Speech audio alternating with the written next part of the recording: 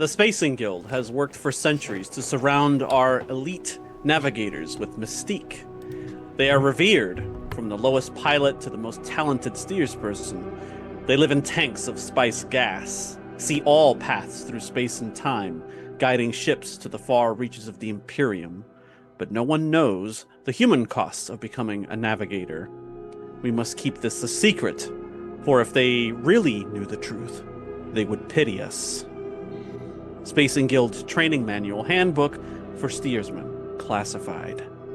Welcome back to Dune Saga, everyone.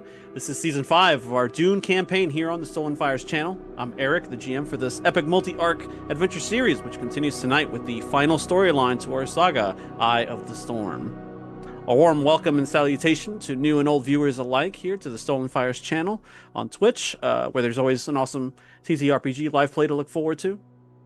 As a content warning, this program does feature adult situations and language and may not be suitable for all ages, so viewer discretion is advised. In the way of the announcements at the top of our show, we just wanted to bring additional attention to the plight facing the Palestinian people in Gaza and the West Bank right now. Leading relief efforts online are the U.S. Campaign for Palestinian Rights, or USCPR, and the Palestine Children's Relief Fund, or PCRF. Head on over to uscpr.org or pcrf.net and donate what you can to a network of activists and organizations who are committed to freedom, justice, and equality for the Palestinian people and who work to end U.S. complicity in their oppression. Educate others, organize, and advocate for Palestinian rights today.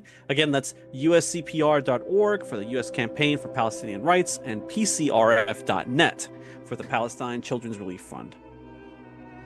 All right, as for music attributions, shout outs go out to Pixabay, Scott Buckley, Darren Curtis Music, co.ag Music, Tabletop Audio, Repulsive Sound, and Blear Moon. You can find more ambient sounds and tunes over at secretpress.bandcamp.com, scottbuckley.com.au, YouTube Music, and pixabay.com/music. Thank you to our viewers and fans for tuning in. Our house entourage is here and ready to engage in the deadliest of intrigues. Agents of the Imperium, tell our audience who you are, where they can find you online, and who you will be playing this evening. Beginning with Aaron. Hi everyone, I'm Erin, pronoun she, they. I play Eloise Spicere, pronoun she, they. Technically unaffiliated at the moment, but that's going to end probably at the start of the game. Spoiler alert. Leo. Hello, my name is Leo, and I am playing Archibald. Archibald's kind of stuck between a rock and a hard place currently, with his mechanical hand and a quiet little, I guess, talking bird at the back of his head, you know? If that's how you say it. Ever? Hello, everyone. I am the Ever and or the Ambrose, whatever floats your goat at the time. And my pronouns are he or they. Whatever vibes you're picking up. We go on goats and vibes here. Anyway, tonight I will be playing Soshir, whose pronouns are he, him. He has no goats, but he has all the vibes. Always walk without rhythm. And last but not least, of course, Rachel. Hello, my name is Rachel. I am Stolen Fires. Welcome to my channel. Yeah, you can find me here and on Blue Sky. You can find previous issues of this show on Stolen Fires YouTube. And tonight I will be playing Sayadina Daphne. Alright. Now for a short recap of the previous session, Aaron, if you would be so kind. Gladly. Amira gently wakes Eloise, who is suffering from spice withdrawal. They've been playing cat and mouse across the desert with Sadakar patrols, and it's time for the game to end. The first step is getting more melange from a nearby hairliner. Her first step is an attempt to connect with the locals. Fortunately, there's a guild outpost here, where the attendants there immediately recognize Eloise and allow her to board quite easily. Maybe a little too easily. The ship jumps, but not to a planet. To a place deep in deep space with other hayliners. That's when Millennium appears, dressed in white and carrying a shigawire. The form of Guild Navigator Adric appears, Eloise's old rival. Edric reveals that Junction has been destroyed and the guild remains but in shambles. He further reveals that thinking machines have returned using a devastator weapon to destroy Junction. All of Eloise's allies are being hunted, accused of treason. They need Eloise to help find these people first. After the display ends, the woman in white offers Eloise a palmful of melange, which she enthusiastically accepts. It's time to jump to Arrakis, a jump which gives Eloise visions of a bloody holy war sweeping the Imperium, a luscious green planet, a tortured guild navigator, a planet destroyed by atomics. Faces of loved ones and enemies alike appear, interwoven through the visions. Elsewhere, Ultrabarl. He's had time to ponder his situation, and Allfather's attack after integrating him into the network. He's clearly intending to expand his influence beyond Tupile. By now, Yeva has given birth to Ultrabald's heir, but what happens when the baby's father is accused of treason? He has decision paralysis. He ponders seeking out the Ixians. He has no need to return to Jabberwock, not yet, even though he probably should. He decides to seek out Inessa and tell her he's going to be on his own for the next little while. But if he succeeds, he can stop Allfather. He confesses to an angry Inessa that he's been poisoned by the thinking machines, but he manages to persuade her despite the risk. However, she won't let him go alone. Archibald decides to go speak to Edric. Edric seems amused and curious, and Archibald asks about the machines on Ix. Are they at risk of being infected by Allfather? Well, as luck would have it, they do plan a trip to Ix, though not before stopping by somewhere else first, to collect the remainder of Archibald's allies, including his niece, to come assist. Speaking of Daphne and Zoshir on Arrakis, a historic union takes place between a prophet, a holy woman, and the father of her children. Stilgar approaches to join the three of them in a marital union. He speaks of the value of trust, respect, and love. The celebrations continue long into the night, but politics never end. Daphne starts a meeting where the first issue is Varys and his disabled arm. Zoshir success perhaps Varys prove himself, though Daphne insists he already has. But soon the topic shifts to a potential alliance with the Dwali. But that would be a reconciliation of historic proportions. Varys and Zoshir settle on traveling together over Stilgar's objections, while Daphne goes to consult with the other Sayadina and Kyra's scriptures. Daphne is welcome here. She says she's here to study Kyra's writings, and perhaps add her own interpretations. Her final goal is Siege Tabir, but as she walks by, she notices someone looking on her with envy, Ryza. While Daphne exerts her influence over Kyra's legacy, Zoshir and Varys travel together to the Adwali. Merlot gifts Zoshir with the Zeshuni scrolls, detailing ancient history and how the Fremen came to Arrakis, and how the Adwali do not take up arms against their own, nor do they take enemy captives. He studies this on his way to visit. When they arrive, Varys manages to hide himself adequately. As Zoshir approaches, 4 more appear out of the sand. Then more. They move to seize him, Chris knives drawn. Zoshir understands this is a test and easily disarms and defeats his opponents without taking their water. After the battle, a lone figure emerges, covered in Fremen religious iconography. Yegor. He says they wanted to see his skills, and those who pass this test, there will be more. They want to know if he is truly Lysian, the son Igaib.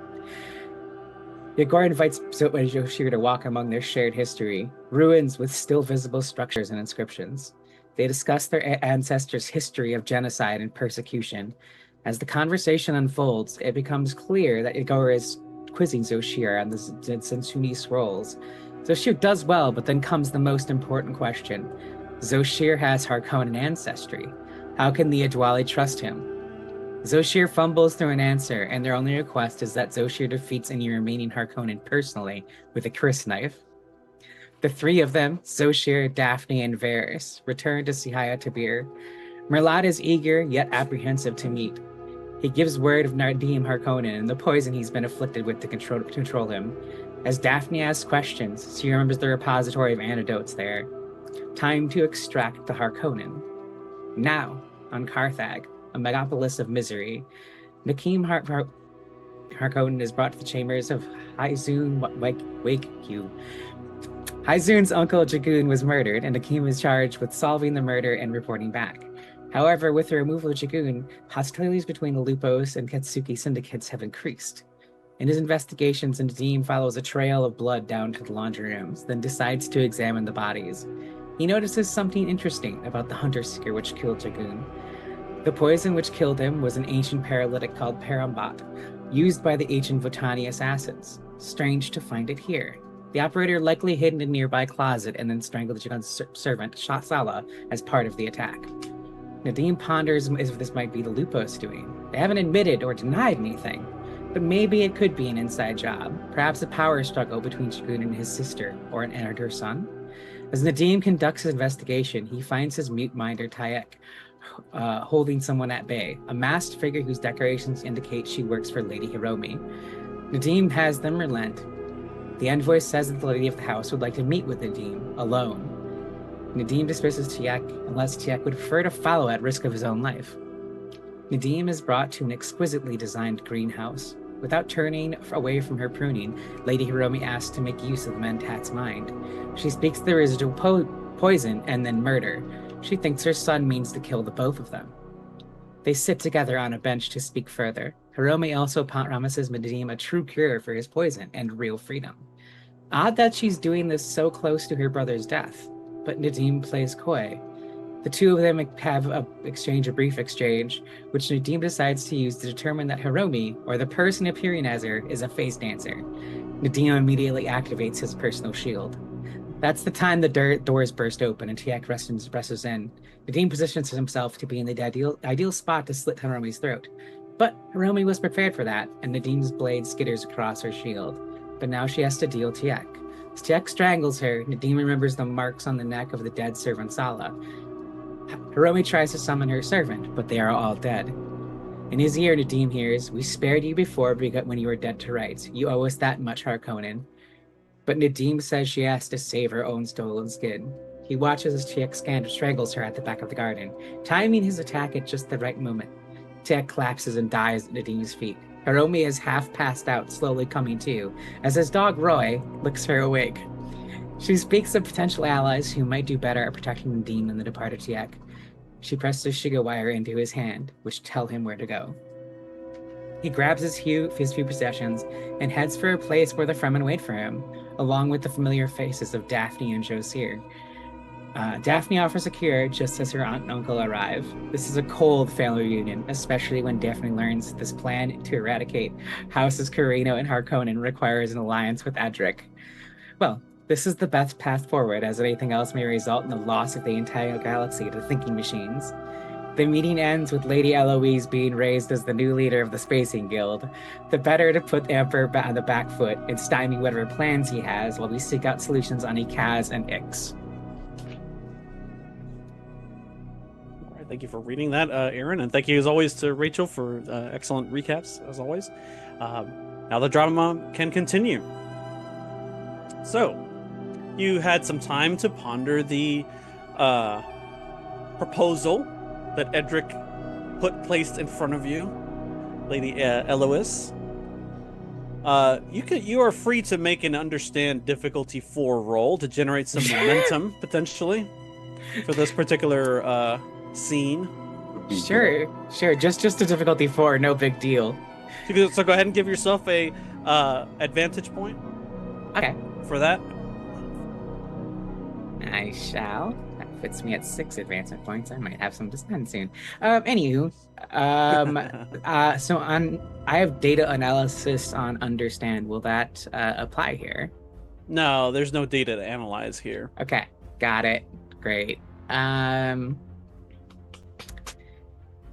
would you like some threat for an extra dice? Ooh, well, I'm at 15 at the beginning of every session. So, well, actually, in this particular case, I'm at 12 because we are short a Nadim. But well, see, you could use the extra threat, obviously. Yeah. How much do you want to give me? You want to just one extra die for 3? I'll just take 1 extra dice for 3, please. Sure, yeah. You got it. All right, and I'm going to be using. I think this is going to be duty, probably, or no, justice. This is justice time. It's still justice time. Yeah. All right.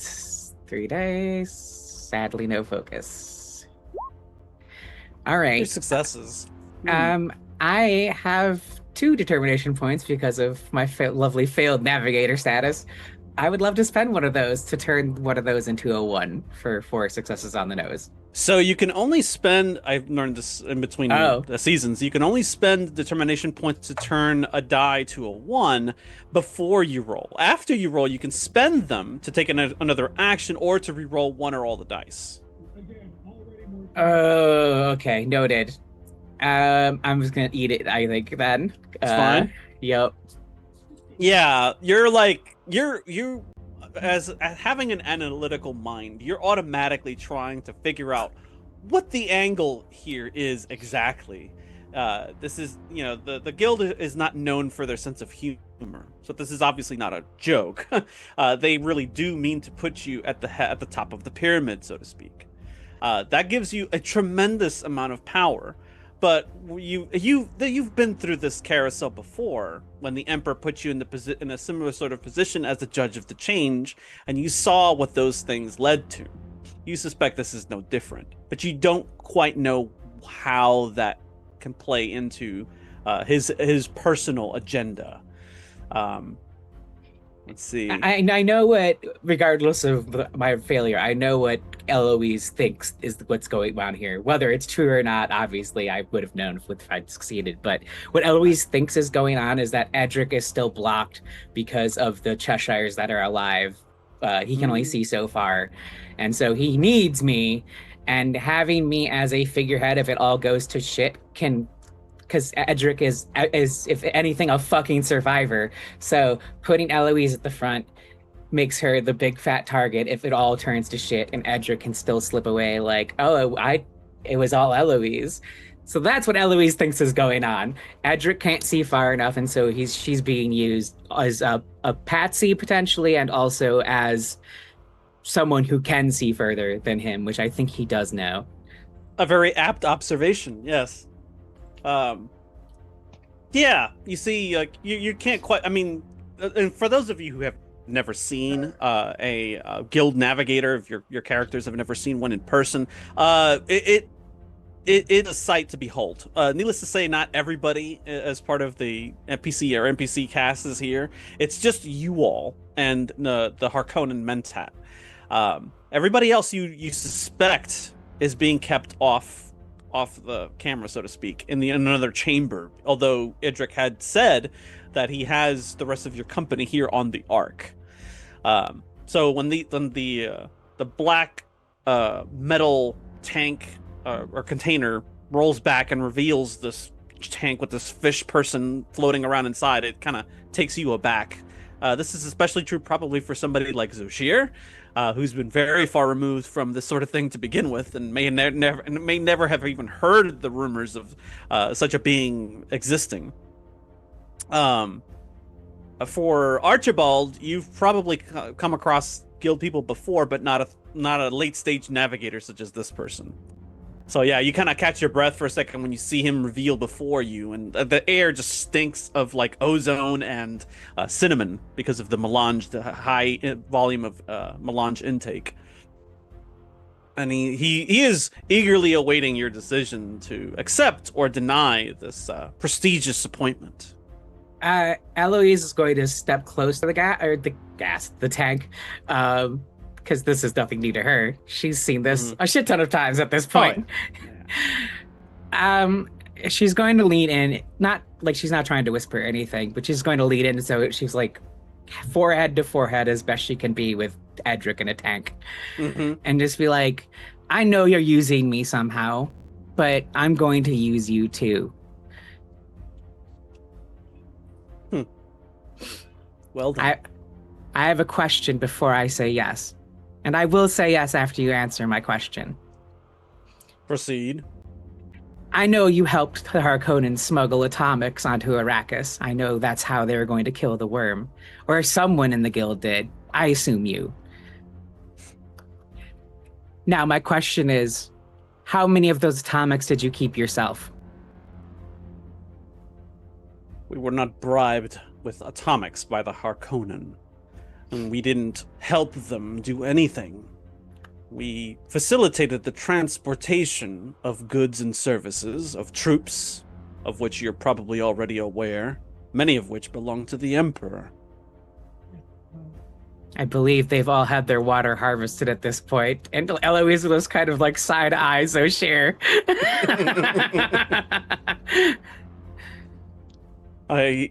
Edric is like, you may be disappointed to learn, however, that the houses Atreides and Cheshire have been defeated in formal Canley by the Harkonnen on Arrakis. So they have our atomics then, or did they not get those? That I do not know. For even we do not know where you have stowed your atomics. That is your own personal business. Eloise turns and smiles to the only other person in this entourage who knows where they are and knows the codes. Her uncle, Archibald, and gives him a nod and be like, "Excellent. I might have some additional trips for us to make then. I accept." Good. A wise choice, he says. We have much to discuss regarding next moves that we're going to need to make. For that, I shall allow you to consult with the rest of your company before moving forward, as we are entering a very dangerous time now. So you hear like the doors opening up on the side and stuff like that, and guild personnel are like ushering people in. Go ahead and remove the trait exile on your sheet, Aaron, and add instead chief administer. Also, you have you're gonna add some stuff here. You have a choice of talents that you can choose from. Okay. I'll give you the details here in just a moment. One of them is space power, which is a space and guild talent. Sight of the universe, which is a navigator talent. No, it's probably gonna be that. Yeah, it's probably gonna be that one. Regardless, you will, in addition to these things, you will earn some assets. One is an emergency transmitter, a shield if you don't have one already, and the last being your own personal hayliner. Well, that's dope. That's a hell of a fucking asset. Yeah. So just put those three into your sheet. Let's see here. I'll give you the details on those things later here in a moment. For the time being, you see these other people from the other room flood in, and there's a moment where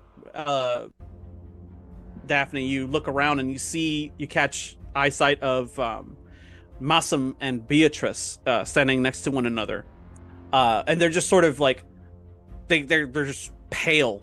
They just look like they've seen a ghost, because to them, you imagine they thought you were dead when they heard, or rather they didn't know what happened to you. So immediately Massam runs over and Beatrice just kind of stands there like a deer in the headlights. How do you respond? I'll definitely hug Massam. Mm-hmm. And if Beatrice wants a hug, she gets one too. And just tell them, I'm so sorry. I couldn't send word to anybody. I've been hiding in a siege this whole time. Massam just kind of collapses in your arms, and it's like, I thought you were dead after what happened on Kaitane. And Beatrice is just like, she's standing next to Yue, Dr. Wellington Yue. And they're just a bunch of these people coming in from the other chamber, and she reaches out and gives you a hug. She seems just sort of lost, like she doesn't know how to help. But she's like, you have to tell us what happened, and how can we help? Like, why is this happening? All this chaos, everything that happened on Kaitane, and now we're here. Like, what are we going to do? Do you know what we can do? There's a lot that's happening. The Harkonnen clearly never planned to give up Arrakis to the Atreides. I don't know where the Atreides are. They're both probably dead.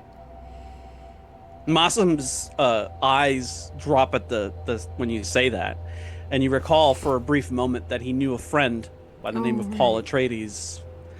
And he's like, Paul. Paul's gone? Well, it's possible. Maybe other Fremen took him in.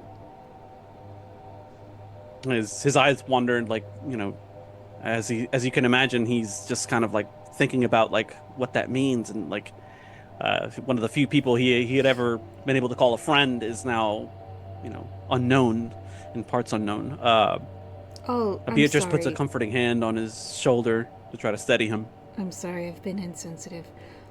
I'll ask around. I'll see if anybody has seen him. Thank you. I'll check official records to see who's been properly identified as deceased. Thank you.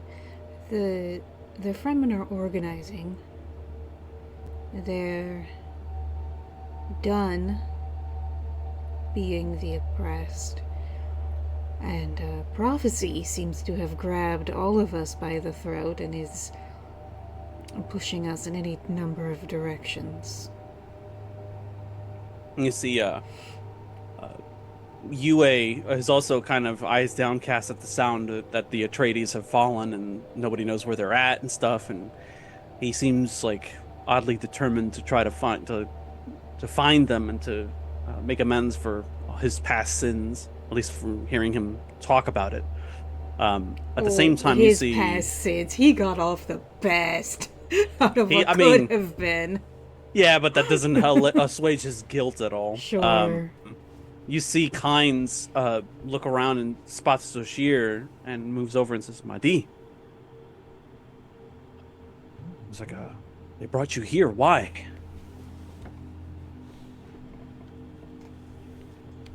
We are facing some troubled times, friend. To say the least, yes.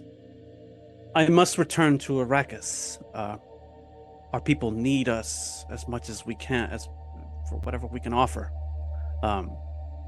They will need to be guided to protect. And he kind of like motions to Daphne and Varys.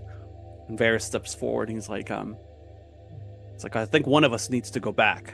He says, if nothing else, than to protect the twins. He says, and he kind of grabs your hand, Daphne.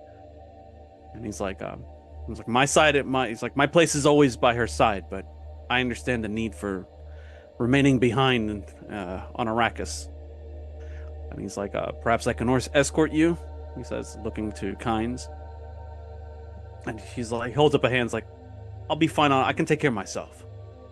He's like, brother, you need a new arm. A new what? A new arm. Yeah, that's true. He needs a prosthetic, that's for sure. And Yue's like, I can help you with that. The guild will foot the bill. Yeah, undoubtedly, right? Yue's like, it'll take time, but we can assist you with that. Beatrice, you can see, has been kind of like become sort of an understudy of Yue's, trying to learn the trade of being a doctor, a caregiver. And he's like, she's an apt pupil, he says to you, and as an aside. He's like, I think she will be a valuable asset to our cause, wherever it may take us. Let's see, last person here. Some kinds, yep, okay. You see the Edric kind of says, I'll leave you to your own devices. When you're ready, follow me into the adjacent chamber. There's much to be discussed still. And he kind of like moves into the other room, and the guild personnel follow behind him. You have a moment to kind of like talk with one another, converse, and catch up, as it's been a very hectic last couple of months. Has Eloise ever met Zoshir, actually? I don't believe you have. Okay. Oh, shit. I was just thinking about it. I was like, I don't think that's ever happened. Not officially. No. I think at the time, Zoshir was not the Mahdi and was hiding underneath a mask and being called Tiberius. Yes, I think that is correct. Okay. Yeah. All right, Eloise will walk over to Zoshir. I don't believe we've met. Yes, I'm Zoshir. Naib Zoshir. Yes, I am one of your niece's husbands. So that would make you my brother-in-law, since she's also married to my brother, I hear.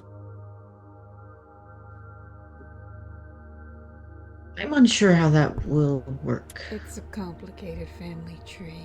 Indeed. Very complicated. Well, You're Zoshir, doing given my new nothing. status as as head of the Spacing Guild, I'd like a new relationship between us and the Fremen, if you're interested. We've not experienced good things from the guild. I'm not of the guild. Well, I wasn't for a long time. Family first. She looks to Daphne and Archibald. I will have much convincing to do of my people, but I'm sure something can be arranged. Wonderful.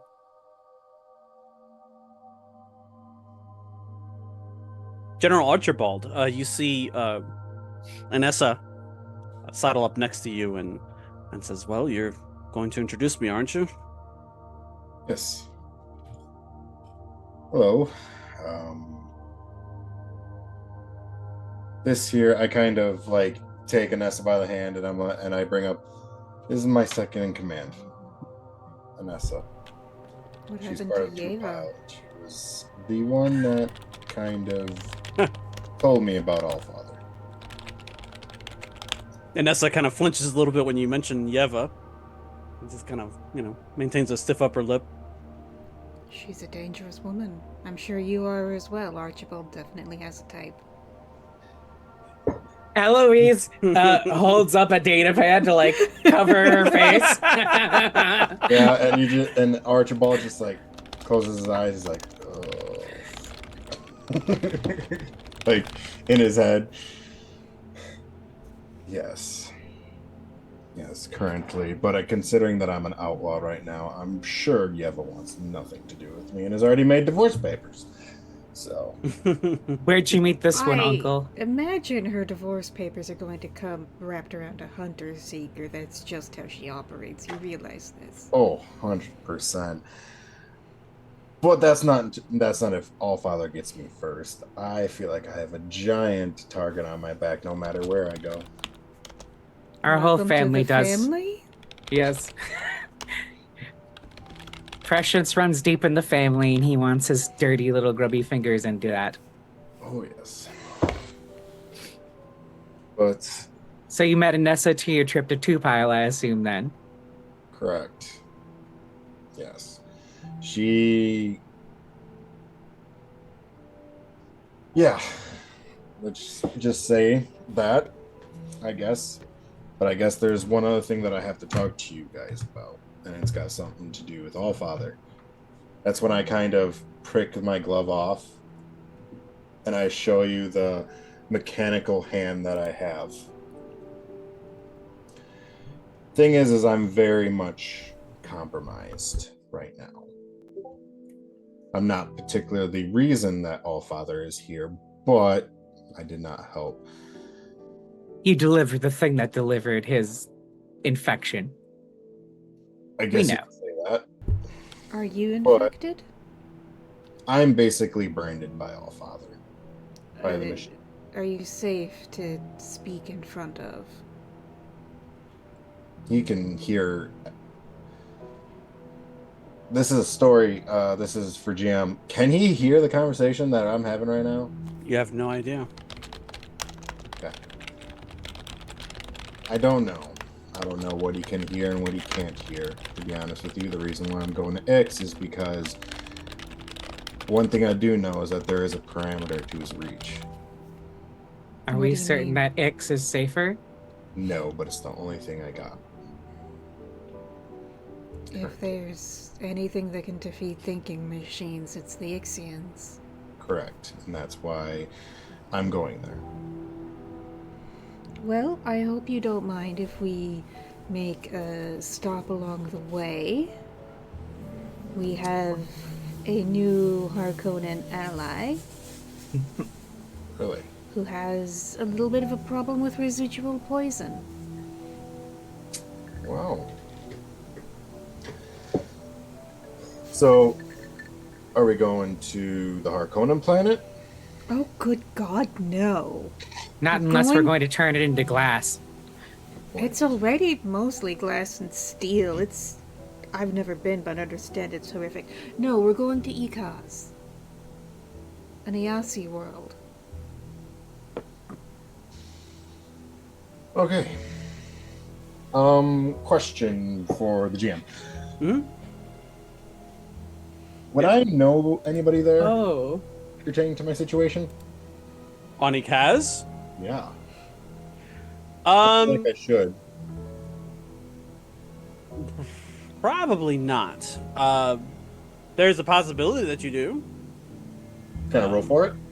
Sure. Give me a understand difficulty 2 roll. Well, while he racks up that roll, Daphne will look to Masum and tell him if you want to come to Ikaz, it used to belong to Kyra and it could belong to you one day if you wanted. House Yasi? I mean, I'm getting that correct, right? That Ikaz Yeah. is... Okay. Ooh. I have Imperial Politics. This is definitely a focus. Okay, go for it.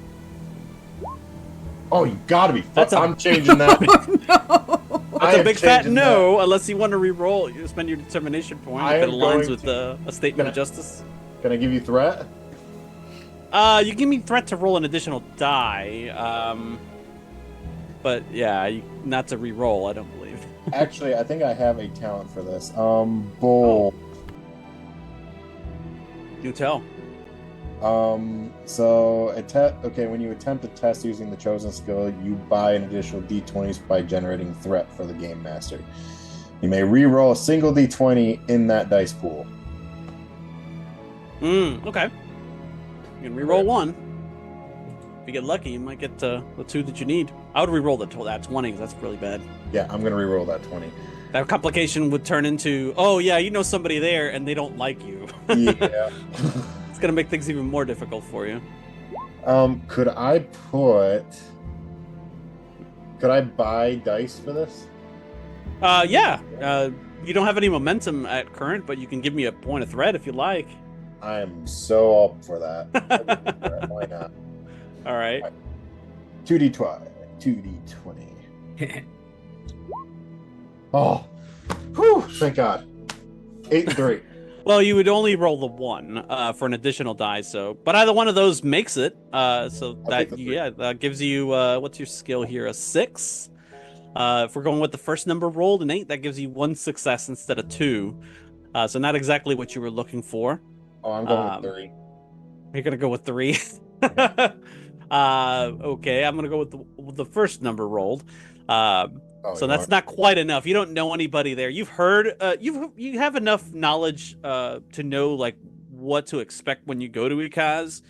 You know the political scene, so to speak. You have like the general basics of it, but you don't actually know or have a contact on the planet that can like get you introduced or anything like that. Thankfully for you, you have others in your party who have been to Ikaz and who are on good terms with the Archduke, who is the head of House Ikaz.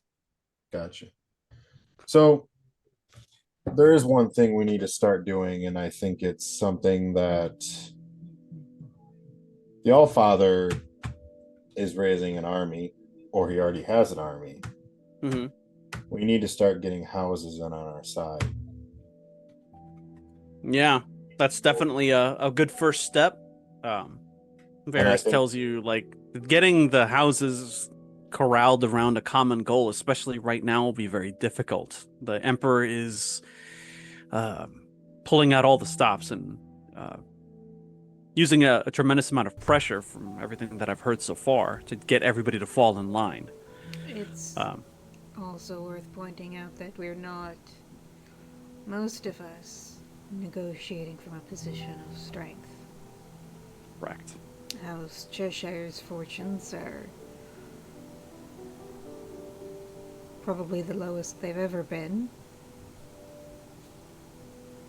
Eloise is about to take a different path, and though Spicing Guild is its own consideration, Mm-hmm. we do have the Fremen, but that's not likely to endear the other houses to us. So we better win. With Yeah. Junction destroyed, they can only rely on what Hayliners we have left, and It is leverage. I get to decide if they get to use them now. So I think we have the strongest leverage on houses we've ever had, technically. Yeah. Before the crew walked in, Edric had mentioned that the Emperor had, since the Junction's destruction, he had commissioned Ix to start building new Hayliners. Since I chose what the talent I'm going to take immediately, it is Sight of the Universe. I would like to see what Ix is looking like right now. Okay, let's see. Any part of the known universe, but on a planetary scale. You can't see what individual people are doing, but you can see what they're, if they're being bombarded, if a sun explodes, or Hayliner full space to a new destination. Yeah. Yeah, in the confines of your quarters, the next time you take spice or whatever, you kind of concentrate and you like on Ix at like you see that it's par for the course. You've probably been there in your travels before, but there's definitely an underlying feel of maliciousness taking place there. Something obscured that is not easily seen. Like you can't say for certain if Allfather has already infiltrated such a place, but they're definitely keeping something secret. And Edric has said as much to you so far about them having tried to develop navigational systems that can undermine and outright replace guild navigators themselves. And he suspects that is still something that is an effort of theirs going forward, and that might play into the Emperor's newest demands. You also feel like the presence of another, like just another mind, similar to yours, on Ix. Something that is just you just get this sense of dread and terror, a sort of alien type of presence that only you felt in the presence of someone like Edric before. Okay. You see Varys is like, well, if you're going to meet with the guild and they're going to be facilitating your movements going forward, then I think we should at least be allowed some time to talk and to plan how we're going to move going forward before we undertake such a dangerous task. Have we, not to get off topic, have we thought about maybe you doing a hostile takeover on the Emperor? Yes. Yeah. It's on the to-do list. A coup is definitely a possibility. Yeah. And it may I'm just saying. end up being our only option. I think the only disagreement is about who we want on the throne. Yeah. So you have a little bit of time. There are other Hayliners here in this proximity, somewhere in deep space, and as such, you can take a trip wherever you need to go. If you need to head back, like in the case of Kynes, she's going to be heading back to Arrakis. She may be taking Varys with her. If anybody else needs to go a separate way, this would be the time to declare it and make those preparations before going into this meeting with Edric. Okay. So how about this? Is there a way we can get some of the representatives from some of the houses and have them send them a message? Absolutely, yeah. Like a great meeting where like all the leaders are in one room kind of thing. You mean like the Landsred High Council? That. That was attacked 3 months ago. Yeah, they're taking security measures very seriously obviously, now. it can't be the High Council. You have to be very careful now, especially when it comes to messaging the individual houses. You're going to need a secret messenger of some kind. This is where assets come in very useful, and where we enter things like architect play, where you put your assets into play somewhere else while you're doing something entirely different. Because like Rachel pointed out, you're no longer operating from a position of strength. So now you're going to have to rely on subterfuge and people that are working on your behalf and to implement your agenda, as it were. Yeah, because if the Emperor figures out that we're alive and we're up to what we're up to, we're all gonna die. I literally did kill his best soldier. Okay, that makes sense. I had to put that in there. Anyways, Oh, man. so GM, Mhm. the most military-esque house. I have Imperial politics. Would I know that? Yeah, you know like which houses are known for having a strong military, anything comparable to like the Sardaukar or what have you. Sure. Okay. So I'm going to take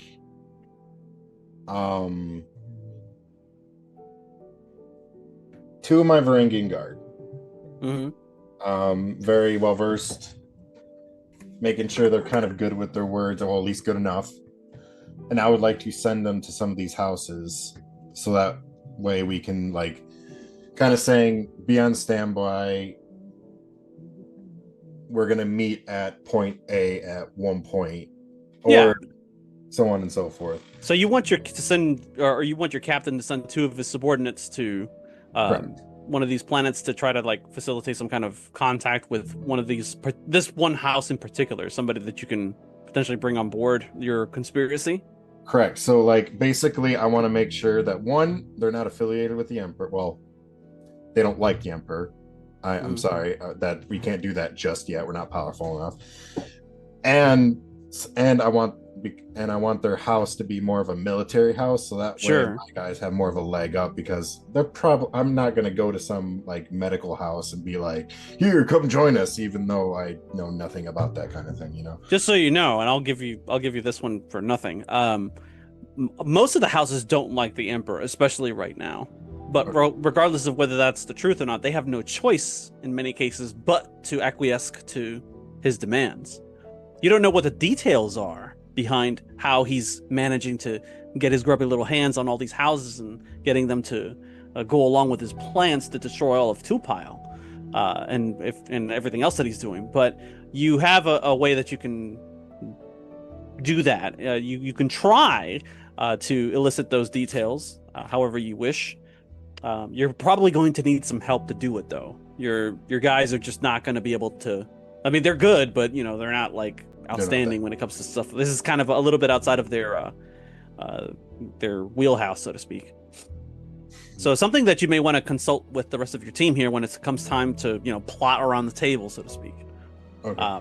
You notice you all, as you guys are talking and catching up with one another, you do notice that there is some very definitive tension between two individuals in particular, Dr. Yue and Nadim Harkonnen. Yeah, I bet. Like Yue's eyes never leaves the mentat. He's just kind of has these eyes that say like, what is he doing here? Nadim, of course, is cool as a cucumber. He's just standing there, petting his dog, as if nothing is extraordinary. Everything is mundane. You can react to that as you wish. So Sheer, you understand that this person isn't just a Harkonnen. He is Harkonnen nobility. That's what you've been instructed going into this. So, in a way, this person is related to you in some manner. You can do with that what you wish. That, ever since the, situation with the Idwali and, that last question of theirs, so Shears had being a Harkonnen heavily on his mind, and he just kind of... I mean, that's why you're not allowed to kill him. Well, it causes him to kind of like look at Nadim slightly in disgust, whether he realizes he's making that face or not. He doesn't realize he's making that face. And just looks away abruptly. Yeah. I roll my eyes. I'm like, house politics. You do recognize, though, that he has a telltale mark on his lips of a mentat. So, uh, before, when you were like contemplating whether or not you could potentially get someone who to undermine Allfather's network, and you thought that a mentat would be the best suited for it, this is the only time that you've come into contact with somebody with those faculties in some time. Not since Pardo Reed have you been in the same room as a mentat. I miss Pardo. Always doing R.I.P. math. Unless there's anything else that you all want to talk about or do, Edric's in the next room awaiting your inevitable arrival. You said we could go other places before the Edric thing, right? No, you can make arrangements with people. You can make plans and contingencies before you go into this meeting with Edric, because Edric's going to be laying out, like, this is your mission. He's very one-track minded in that way. This is probably going to bite me in the ass Sure. so hard. But I'm going to send that same message I'm sending to, like, that military houses over to Yeva. That's definitely going to bite you in the ass unless you do it surreptitiously, because remember what when you were originally thinking, like, well, should I go to Jabberwock before these guys go to Arrakis to pick up the rest of my company? And then Edric was like, that would be a very dangerous idea because you have been deemed a traitor by the Emperor, meaning more than likely they're going to be watching everything that comes in and out of Jabberwock. Mm-hmm. So if you do try to make contact with Yeva, you need to do so very, very carefully. Okay, maybe not. I'm not. So I won't pull the trigger on your request just yet until you know for certain that that's the step that you want to take, because you're like the Edric said, you're entering a very dangerous time. Yeah, no. Well, we'll wait on that. Okay. Anyways, all right. Unless there's anything else, then we could just move right along. Yeah, so... I wanted to... Oh, sorry, go ahead. Oh, so Daphne is going to keep Varys with her. Her logic is that basically nobody who's not Fremen or Fremen allied knows about her children. And so if they see Daphne without her bodyguard, they're going to start wondering what's more important for him to protect than her, and start asking questions. So I see. As long as the babies are deep within a Fremen siege, nothing's gonna get to them. They haven't left Sahaya Tabir since they were born, and so a lot of people don't know, with the exception of Kyra's adherents at the Cave of Ridges. Know what a lot of other people don't know about the Holy Children or whatever. Yeah, I'll say that you and Merlat made it happen that way. Yeah. Okay, fair enough. He's leery to leave your side anyway. But Zashir, what was your thing? Zoshir would like to pull Daphne aside. It's fine if Varys is there too. Mm-hmm. After all, they're husband brothers now. Thurple? Yes. The bromance will happen. It'll happen. Daphne, I don't know if I should leave my people right now.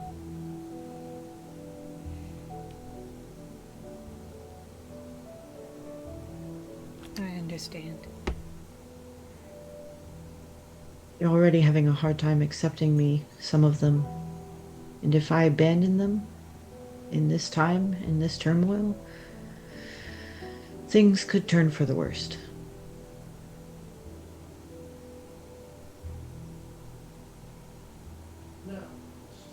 What would you do if you stayed?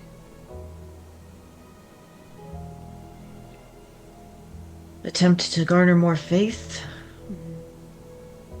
Protect the young ones. Are we not enough for your faith?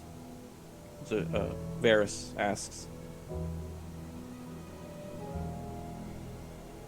I don't think it's Zoshir who lacks faith. I think it's faith that he needs to build up of the Fremen in him.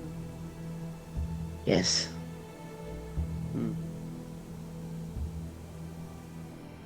Well... Yes, my faith is in the desert.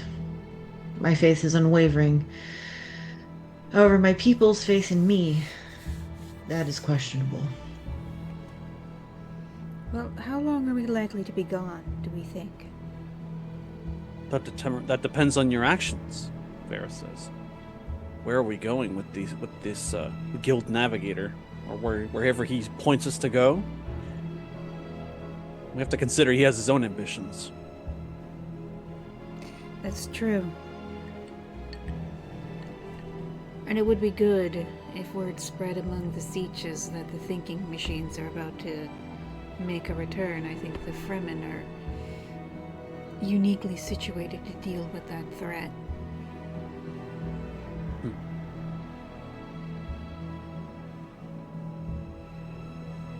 Well, the decision's ultimately yours.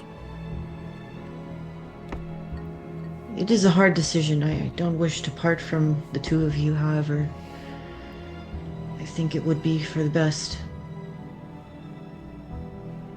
Varys attempts a sly bit of commentary. He's like, "Yes, I'm sure Stilgar would agree." He says.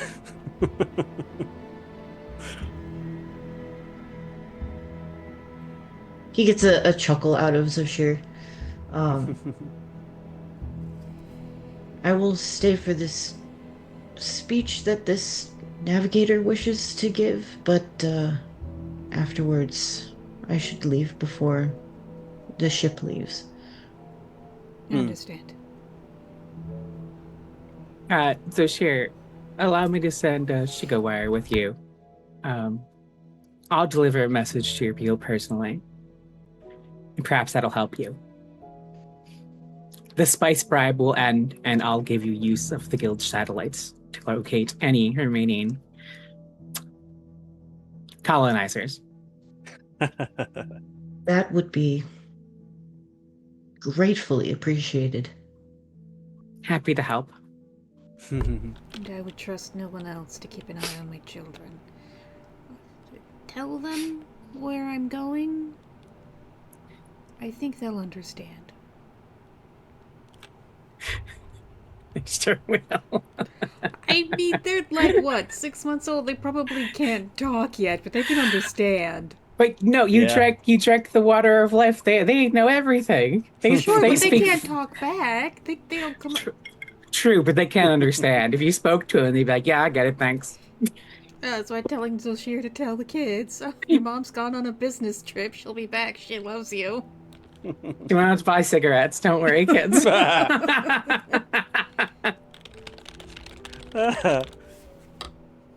Yeah, so they basically have some time before this big meeting with Edric. They can jump on any of the Hayliners here and head to wherever they need to go. Kynes is heading back to Arrakis. It sounds like Zoshir will be joining her as well. There's obvious tension between Yui and the Harkonnen Mentat. But everybody's kind of like on board with this, like, okay, how can we contribute? How can we help, you know? Unless there's anything else, Edric awaits in his chamber next door. Daphne will just mutter under her breath, "Fucking murderous fish."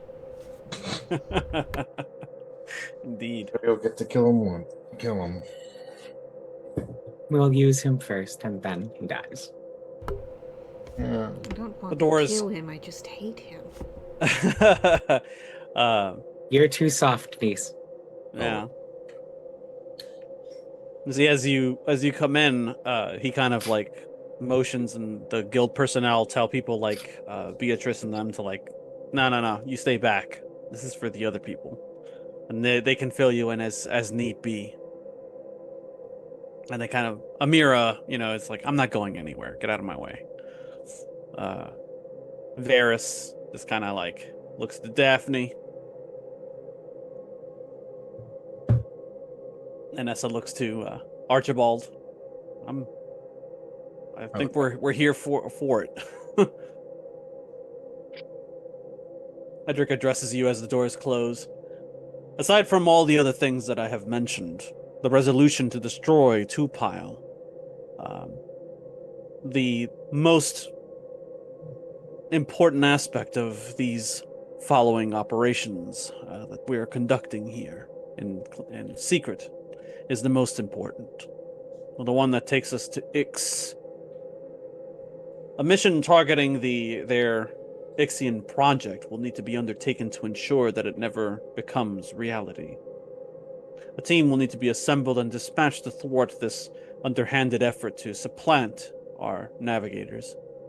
Additionally, acquisition of the contraption's designs and research information should help us keep the Ixians in line when it comes to future dealings with them. I should caution you that the Guild has lost entire delegations on Ix, never to be seen again. The perpetrators' agents were found with their frontal lobes having been completely seared from exposure to overheated cybernetic implants in their craniums. Their ringmaster and our missing personnel were never found. Secrecy must be maintained, as you and those of your company are wanted for treason, so travel will need to be strategic, but still need to feel normal under the current circumstances. You will be operating out of the Guild Embassy, with all the necessary equipment and amenities needed for the mission at hand. You are, of course, encouraged to utilize the Ark as a base of operations for the duration of our conspiracy.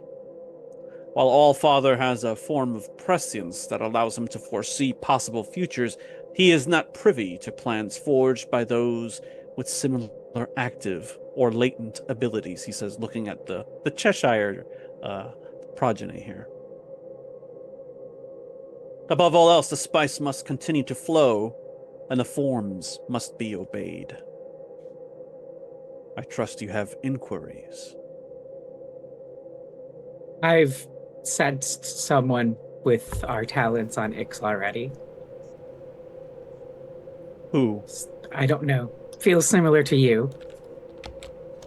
Another navigator. I think so.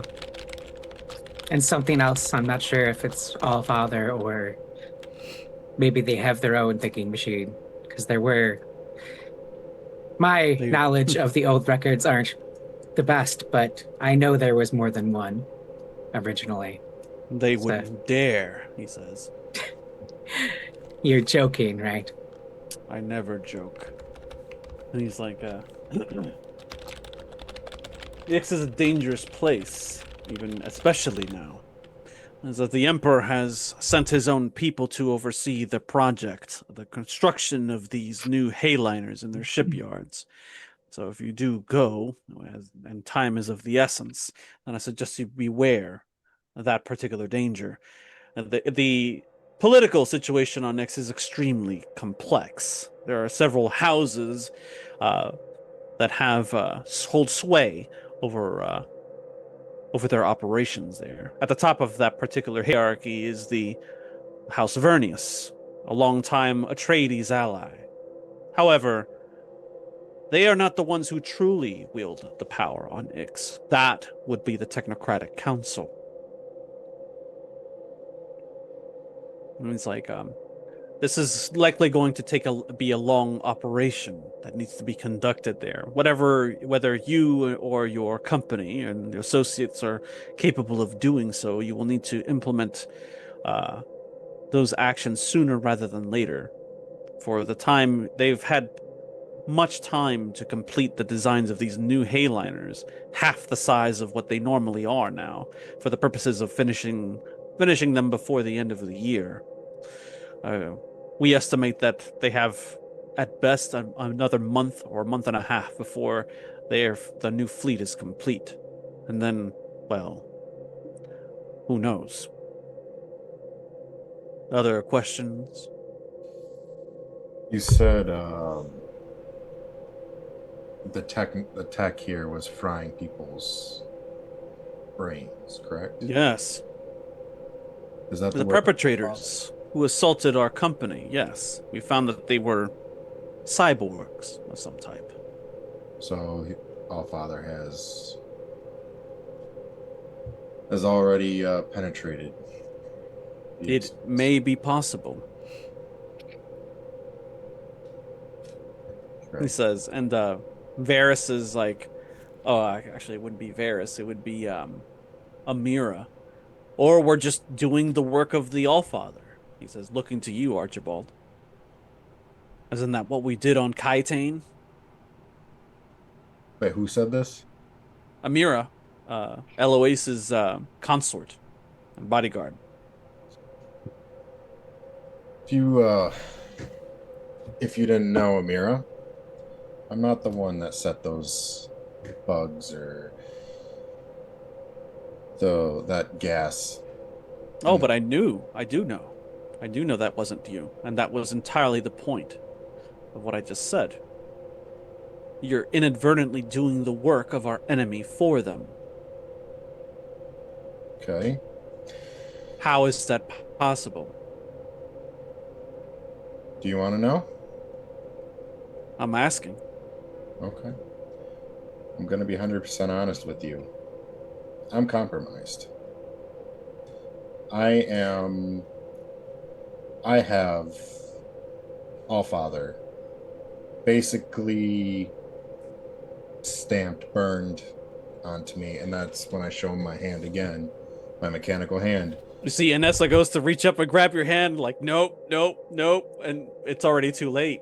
You see, Edric is inhuman, by all accounts. You know, he's no longer a human being. He's humanoid, so he's kind of like he's hard to read.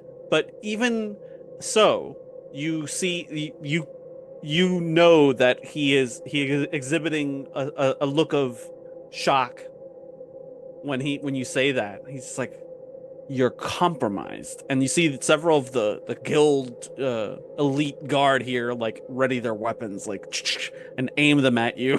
Not in that way. The only thing is, it's Choose like your words carefully, General. I guess it's to a certain extent, it's like prescience. Sometimes he can see through my eyes. It's one of the reasons why I'm going to Ix. Or How do we know that he isn't privy to this conversation? that's the thing. I don't You see know. that the tensions start to rise as Daphne will cut in. Okay. He's not privy to this conversation because there are multiple people in this room with the gift of prescience, latent or otherwise. That One is of true. whom you owe an apology. Amira starts drifting away with her hand on her hilt. No, yeah, the go ahead. finish. No, I'm saying that to Edric. Oh, I see. He is a sphinx. I'm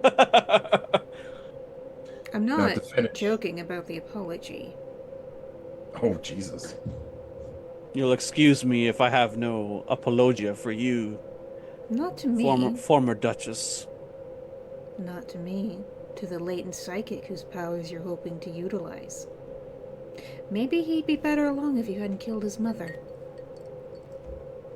And in the Space and Guild Navigator's way of saying, anyways, he looks to back to General Archibald, and it's like, if you are compromised, we need to know how and how much. And that's when you see Dr. Yue step forward. Wait, he says. I'm a Sook Doctor. If there is a means that we can discover any way that this man has been compromised by our enemy, by our shared enemy, I will be able to assist in that manner.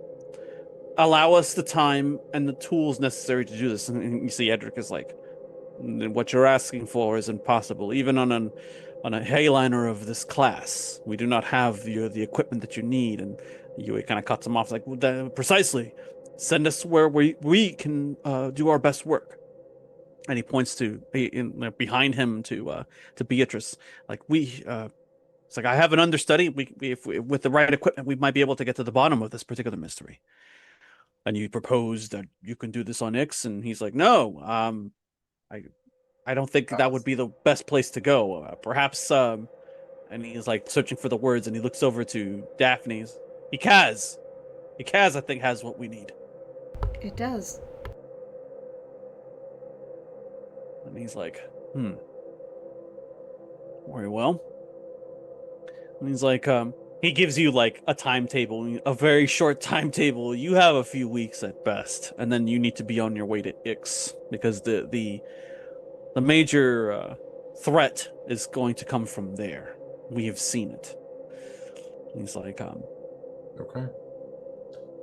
and he tells you, Archibald, that after the meeting, they're gonna basically yank you to the side and then get you and like give you like an hour long like, okay, you tell me exactly what you know, kind of like debriefing. Like you tell us exactly what it is that you know about this Allfather and how you're compromised. You see, Inessa the whole time is just like, oh shit, what have you dragged me into this time now, Archibald?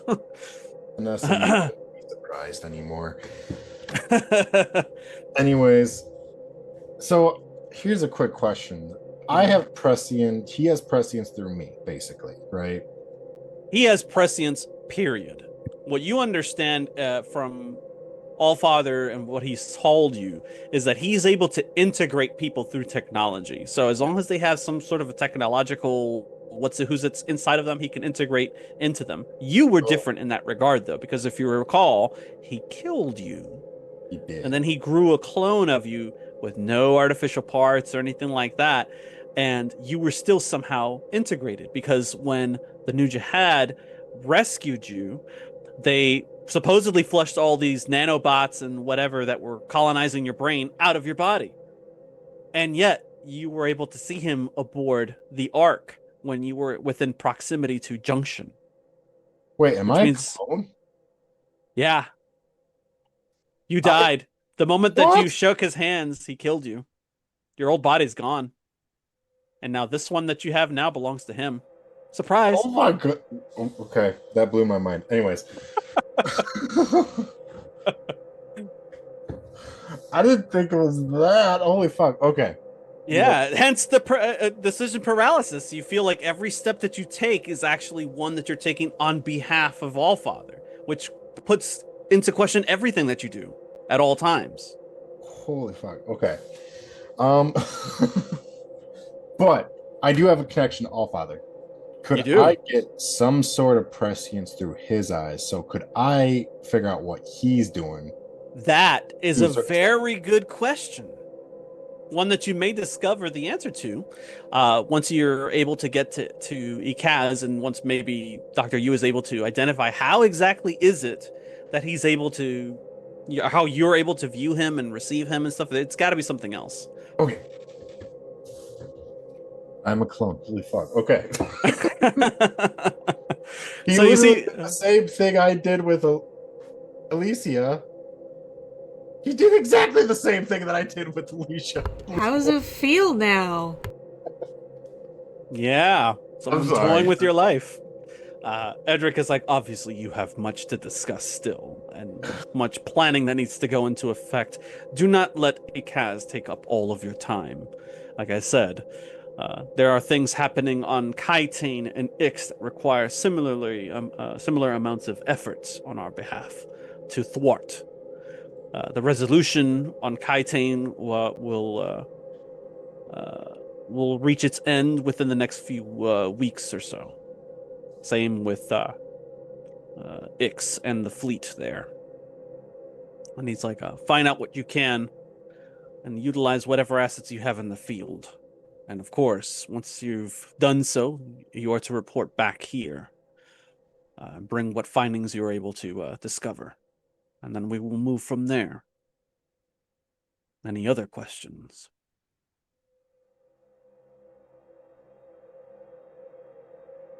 No? Good. Then I suppose we are all in agreement. Cold glare from Daphne. You are dismissed, he says, and he kind of goes further away, leaves to go into his own personal chambers. You're left to your own devices with the rest of your company. Kynes is getting ready to leave. I haven't been Everybody else is dismissed from a meeting since I was a girl. Exciting. Well, I'm Varys is just mumbles under his breath a little fucking guild. Go ahead. Archibald? I'm going to talk to Anessa, and She looks like she wants to slap the shit out of you. She's just like sitting off on her own, like, oh my god, like looking at the floor, like we're dead, we're dead. no, it's better. Well, I'm going to tell her it's better that they know. We're going to have to tell them sometime. But why did you have to tell him now? Is my question. Because you don't think I didn't think about it, because they have the best mentats in the freaking empire. They're a medical house. We can get the help I need. We can do it. They can. Sorry. Go on. In a rare moment, I agree with my uncle's decision because Amira was seconds from killing him. Yeah, understandably so. You see, Inessa's like, I need to warn my people on Nova Gaia. The Jihad has to know the possibility that they might be destroyed by the Emperor and his forces. That was actually my next question. I was going to tell Inessa, is there any way that we can get a message to Two-Pile to warn them? That would be difficult to do under the circumstances. I don't know what the situation there is like. I suspect most of the Emperor's forces are on Junction and places like Ix, and not having to deal much with Tupai, although I could be wrong. After the attack on Kaitane, his forces could be crawling all over that place for all we know. Could be. So on another hand, along with that message, I would also like to tell them to mobilize, I guess, as much as they can. I know they probably can't do much, but mobilize, get if there's any sort of manufacturing of any kind of weapon, get it made. I know they got they have certain weapons that they probably made themselves that are especially if they're fighting thinking machines. Yeah, they probably have weapons to fight thinking machines more than the average. They have that old tech. Yep. On Nova Gaia. So yeah, you're absolutely right in that regard. Yeah. Is there anything else that Zashir, that you've made a decision, I suspect, after the meeting to depart and head back with Kynes to Arrakis? Is that correct? That is sadly correct. Okay.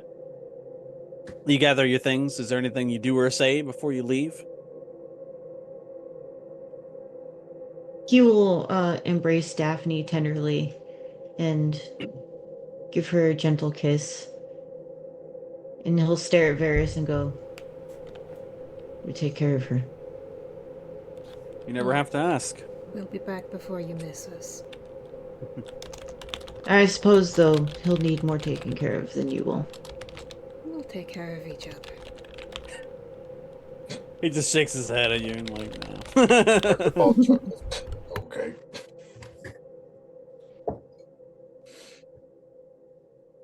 All right, so you're seen off the ship, and they bring you to another Hayliner that's bound for Arrakis, and off you go. For the rest of you, or rather, I should ask, which one of you are going to Ikaz? All of you? Some of you? This guy right here. Yeah, I'm going to Ikaz because they might need the palm lock to be open. Yeah. You remember that there was a curious thing there about a thinking machine that was present and only responded to anyone of the who had the correct genetic sequencing or what have you, in line with House Iasi. Anybody else was toast. Which Mossum would probably also have, but Correct. He's not going alone. I mean, Daphne will invite him to come, be like, this is part of your heritage. But I would like to see that, yes. Good, I'll show you. So we have Mossum, we have Beatrice, presumably, Dr. Yue, yourself, Archibald. Is anybody else going to Ikaz? UA. Oh yeah, Dr. Yue, of course. Yeah, I assume Beatrice is going with you, eh? Mm-hmm. Yep. Eloise, is Eloise coming, or is Eloise going to be busy?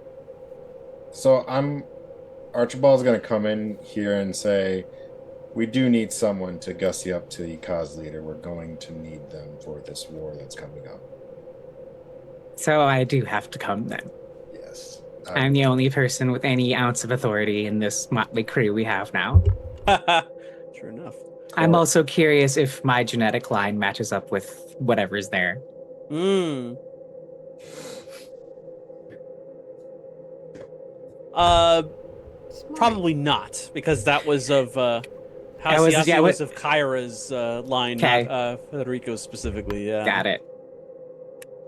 But yeah. Okay. So you ready yourselves to travel in a different direction entirely from where Zoshir and Dr. Kynes are heading. And you ready yourselves to head to Ikaz and to the Archduke Ikaz. And that's where we'll stop for right now for our mid-show break. We'll be back in 10 minutes, so be sure to come back at 9:41 Central Standard Time. Don't go away.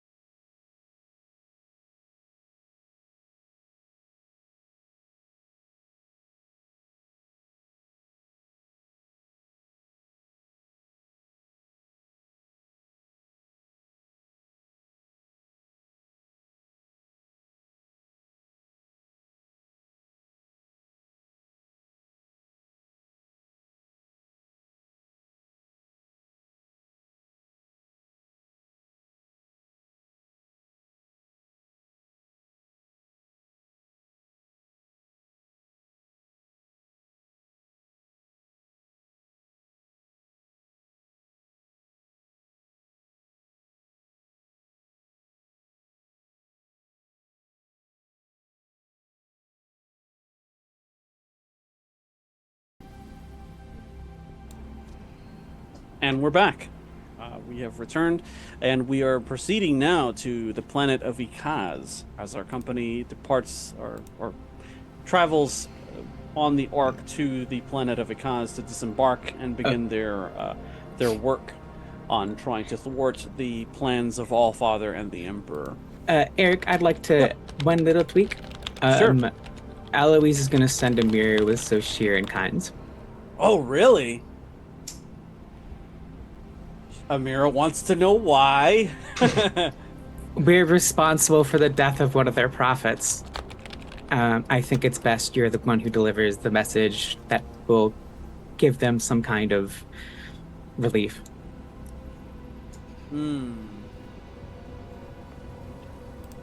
She doesn't really know what to say. She's just kind of like, tell me what it is that I have to say, and I'll say it. I have a Shiga wire. I will say it through you. I just need you to be the one to deliver it. She takes it, but she's not happy about this decision, especially now. And she's like, when am I to return then? I will send a ship for you when you're finished there. I just realized Eloise has become full cryptic navigator now. Comes with the territory, I suppose. When your work is done, I'll send for you. She kind of has this like look on her face, like, I don't like this at all. But she's like, you say, Chief Eloise will Administrator? grab her by the chin and be like, you don't have to like this. You just need to follow orders this time. She just stares back. It's like, as you will, Chief Administrator. Thank you.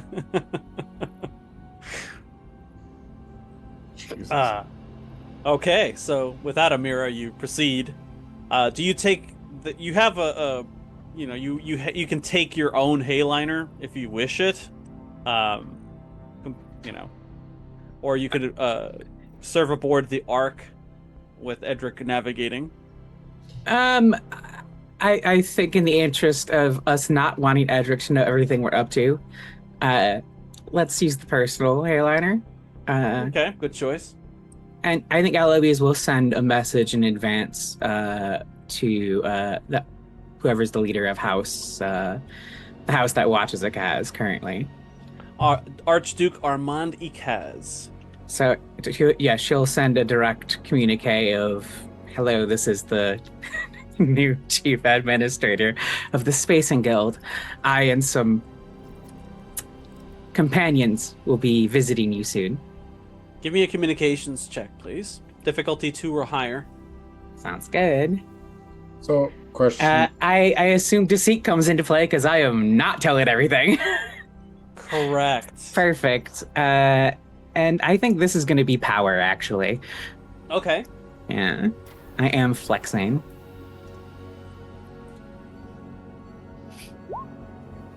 You've got to be shitting me. I'll spend a determination to roll one of those. Sure, go for it. Oops, and it's a D10.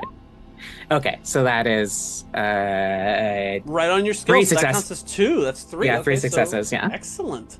So you banked yourself a point of momentum, which is good. You could use that momentum if you wish to gain some additional information, or you can just let it sit for anybody else to use for later rolls. I'll let it sit since we're headed there and someone else might need it. Sure. Okay. I'll let it ride for this scene and into the next. You send word that, hey, I'm the chief administrator here, and I'm bringing aboard some companions to Ikaz. Do you tell them specifically where you're going to Ikaz, or that just that, hey, I expect to be received in the palace proper, or what have you? Yes, so because she is going to the palace proper, she has no business with the other mission they have going on. So she's going to treat with the Archduke, and then they'll go do their thing. At least that's what Eloise is thinking. Okay, that's fair. Yeah, they're surprised by the announcement, but they're like, yeah, of course. Well, the judges of the change and the head of the guild now. Please, by all means. Do you take anybody with you as part of your entourage?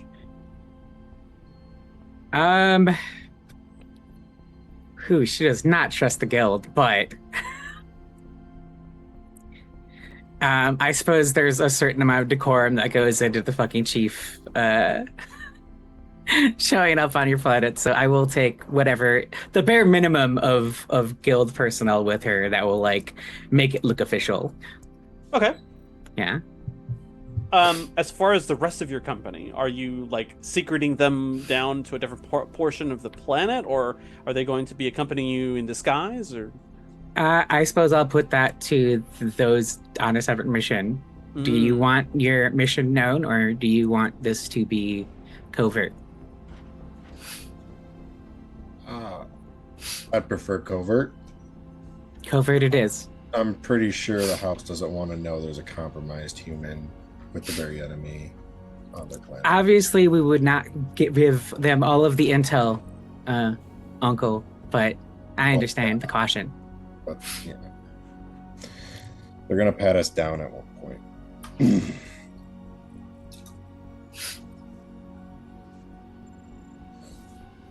Okay. So yeah, you set it up, and they send up. You prepare a shuttle, and you guys go down. I'm assuming you go in separate directions. So Elois, you and your entourage head to the palace, and the rest of you head down to the House Iyasi enclave on Ikaz. Let's see here. So I'm gonna play with your character tokens here. Let's see. Who do we have? We have Archibald. So. And Inessa, somewhere on here. Why is Kaiten up here? Oh, I mean, it's good one of the question. planets. There we go. House Ikaz. On the planet Ikaz. If you look to the far left, Okay. the other planet's there. Yeah. Let's see. So we're gonna move you here. We're gonna move. Let's see. Beatrice. Awesome. Nessa. Eloise. And Varys. So many NPCs, so little time. For real, yeah. 1 second, I need to bring Daphne. That'll teach you to play political intrigue, Eric. Yeah. Right? You'd think I'd learned my lesson by now. Tokens.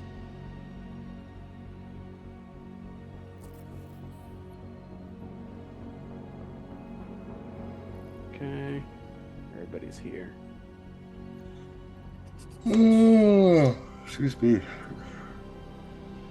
This guy's gone. Okay. That's everybody. All right. So you take your separate shuttles down and everything, and we'll move straight into Elois's meeting with the Archduke.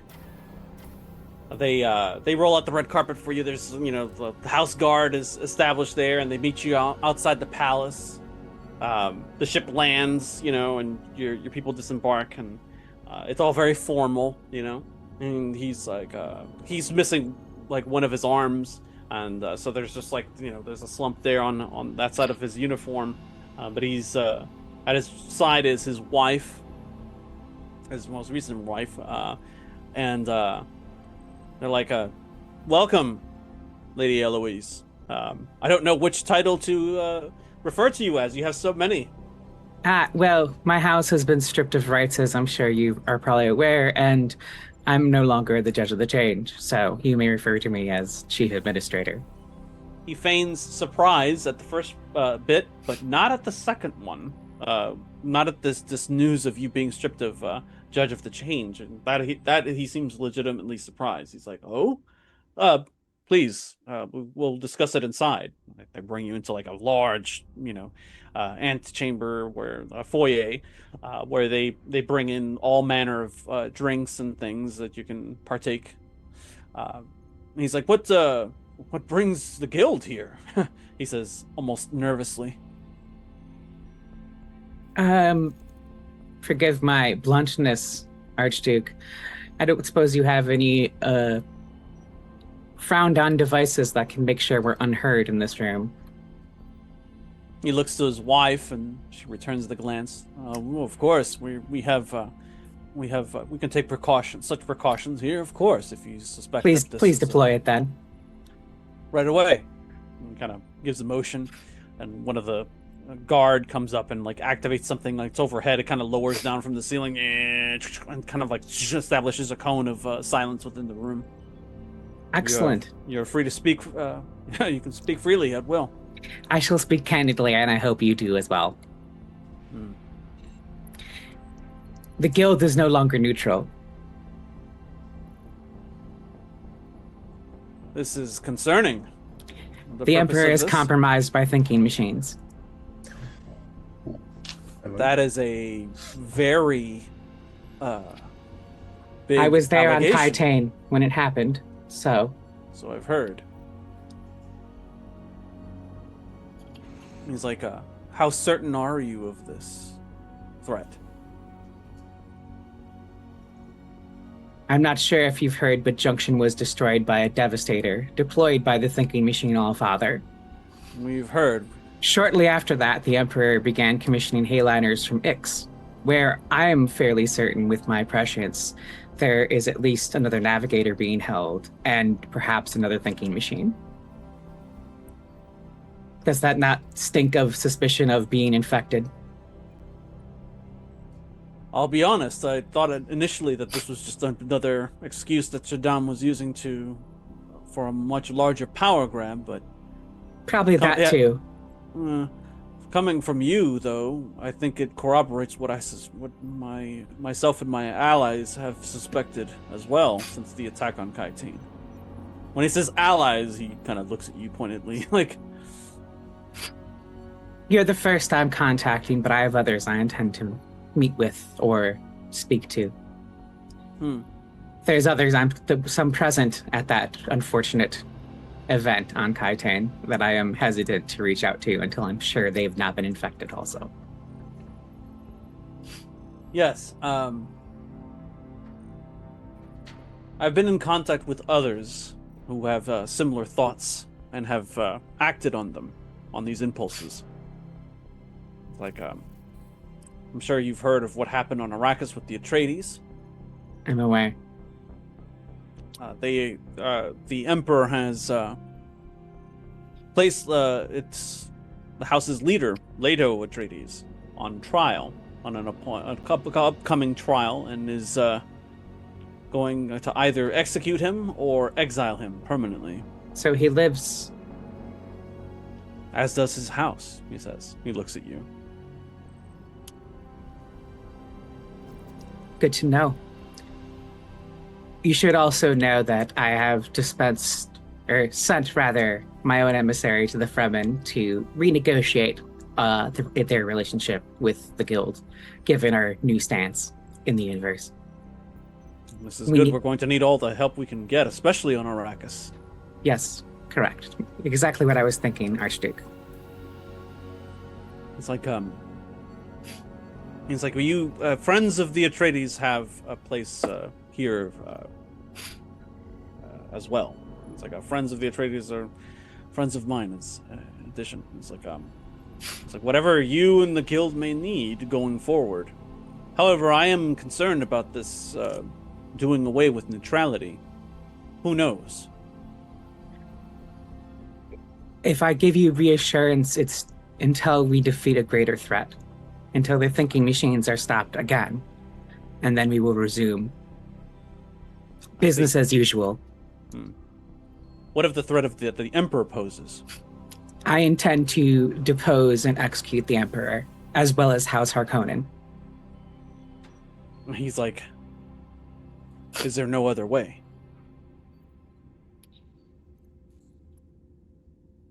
Consider that a personal vendetta. I see. This is personal to you. Yes. You said that you were stripped of your title of Judge of the Change. When did this occur? The unfortunate event on Kaitane that you've probably heard about. We attempted to, through diplomacy, depose the Emperor, and that is when Allfather staged his attack, and I presume infected the Emperor, perhaps Mohayim. I'm not sure how many others. My and several members of my house were lucky to escape. Unfortunately, me and my consort were sent to the Emperor's training planet for the Sadakar, which is where I see. spent the past few months. Hmm. You understand why my vendetta is deep. I do. Speaking of vendetta, your company may be wanting to know what became of one of their own. And send him in, he says, and kind of like motions. And you see like a Sook doctor and like their associates like come into the room. He's like, yes, Your Grace, you requested us here. Yes, send in their associate. You know the one. He's like, send him in when you get a chance. Of course. And they turn around and they like, all right, it's safe to come in. And then comes this guy with he looks like he walks a little awkwardly, but you see that like there's a certain strange fluidity to his movements. He wears the colors of House Cheshire still to this day, and he stands with poise, and this sort of like bearing that you only see from certain elites within the Imperium, that of a sword master. You may be familiar with this man, Lysander Apellion.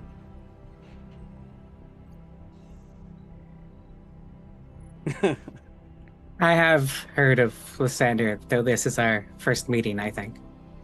It's been some time since he's undergone surgery for his injuries he sustained here in my honor in a moment of Canley against a enemy house. But he defended me in my honor, unlike any other, and so this is the repayment, as it were. And he's like, if there's any way that you can communicate with your companions that Mr. Apellion is ready for active duty, then by all means. And he's I'm in contact. I can be in contact with them post haste. Excellent. He's like, is there anything that you wish to add, Mr. Apellion, Swordmaster? And he's like, not at all. And he kind of bows gracefully, as if you were still like a lady of a house and stuff like that. And he's like, Lady Elois. He's like, he's kind of speechless. He's like, I await to serve. My sister niece will be most gladdened to hear of your survival. And he's like, thank you for joining us, he says. And he's like, whatever it is that you need. And he's like, feel free to call on me and House Ikaz at any time. Thank you, Archduke. I shall. Shall you be staying with us for some time, or was this? If you would indulge me in some hospitality, I'd spend a long journey. Oh, of course, I understand. And stay as much as you like. They'll show you to your suites in the upper reaches of the palace. Thank you so much, Archduke. Of course, welcome to Ikaz. And I will shift the scene over to the rest of you. This sheet is now yours, Ever. Let's see.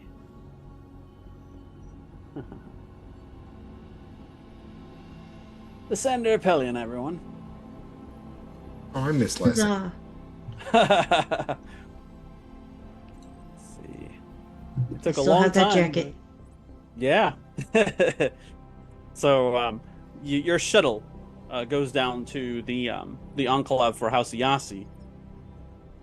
And you see that there's a group of a contingent of troops there for House Ikaz, but at your approach, they immediately clear the area, almost as if they had a notice ahead of time that you'd be arriving at some point. Hold on a second. Secret messages. So you arrive and you see this place has layers to it. Most of the layers are taking place underground. This place predates the Jihad and this whole complex. They call it House Plana, but that's let's see. It kind of looks like this. It's a bad graphic, but you'll excuse me. It kind of looks like this. These rundown, destroyed. Oh, I remember this. You remember this, right? There were like 3 main levels to this. Mhm. Just consider these like sort of zones. There's operations and security. There's the archives and research, and then there's the very bottom, which is the vault. And the vault is where House Yasi kept all of its antidotal information. You know, old medical records and stuff like that. You imagine that the Bene Gesserit might have used them from time to time when it came to their breeding programs and such, and cataloging and such. But they have a vast network that's still there to this day. The machines had attacked Ikaz during the Jihad, and they had actually placed something similar to what destroyed Junction on this planet as well, a Devastator. But it was a dud, or at least it didn't go off for the longest time, and it's still there. It's still like a bouncing Betty bomb that's just kind of sitting there and hasn't been active for thousands of years.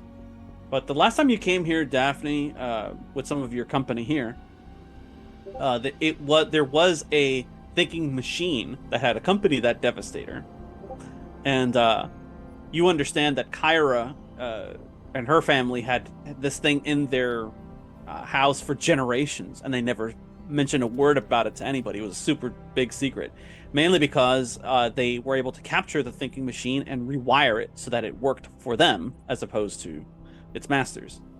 But no one outside of the house itself was able to gain access to the vault alive.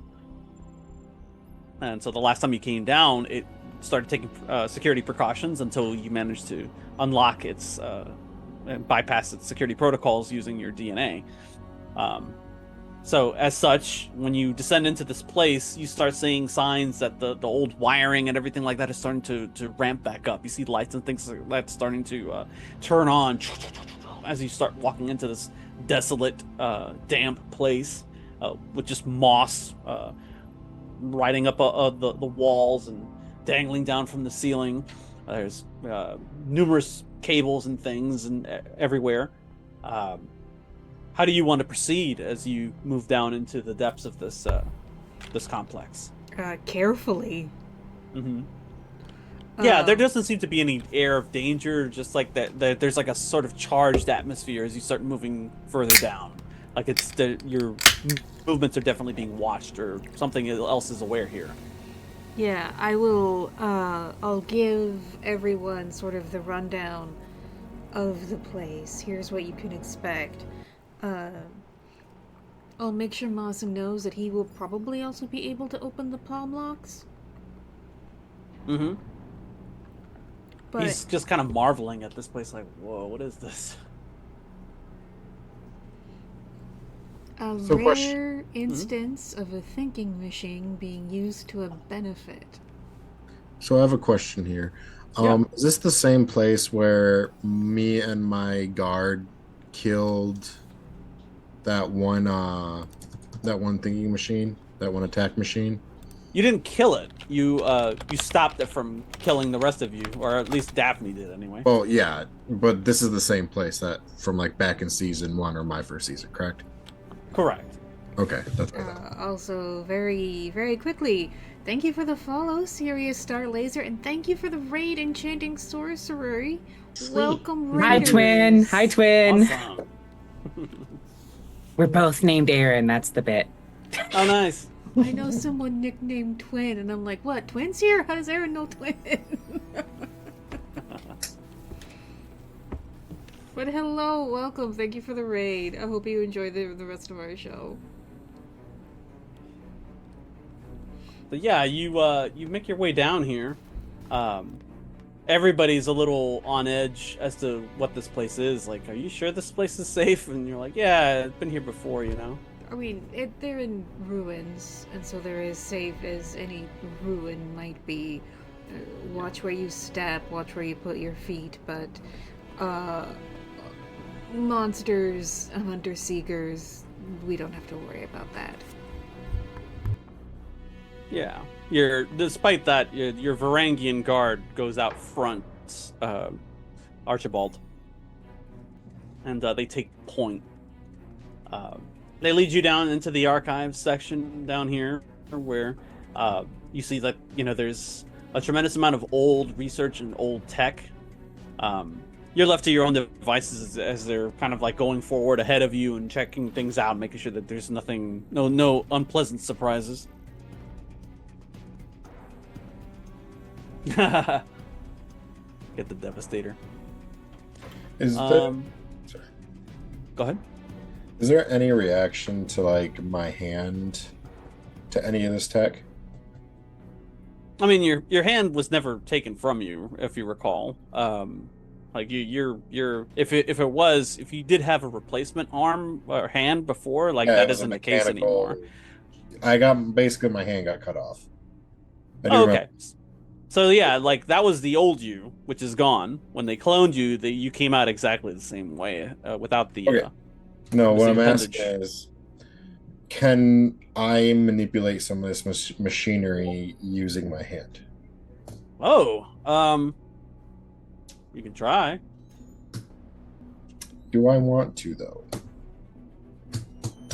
Does that sound like a decision that might be troubling you, Archibald? Why don't you go ahead and give me a difficulty Oh, 2 discipline Fuck. check? I should have done that. What'd you say? Discipline difficulty 2, please. All right. You just keep having this decision paralysis because every time you think you're going to make a decision, you start to second guess yourself. Is this what he wants me to do? Is this what the thinking machine, who's previously colonized my mind, is actually wanting me to do instead of me? Like, are you actually in charge of anything Which you skill do? is this? Discipline. And then this would be under power, I would imagine. Yeah, willpower. Yeah. All right, I'm going to use my determination point because this could really royally fuck me if this goes wrong. Okay. So I'm gonna. You have a point of momentum that you can spend to get a third die. Yep, I'm gonna. Very good. That's a good use of that. Yeah. Point of momentum. No focus. Oh, there we go. 3 successes. 3 successes. You gain a point of momentum, so you gain it back. Okay, and as a point of momentum, you can spend it to gain additional information. So you can make this decision now. You're like, I want to know if I can control this stuff. I'm going to touch this stuff with my hand and see if anything happens. I would like to do that. I'll spend it. Why not? Okay. When you spend a point of momentum after a successful roll like that, you can choose to gain a piece of information. In which case, you ask me a question, and I have to answer it honestly. Okay. Could I? No.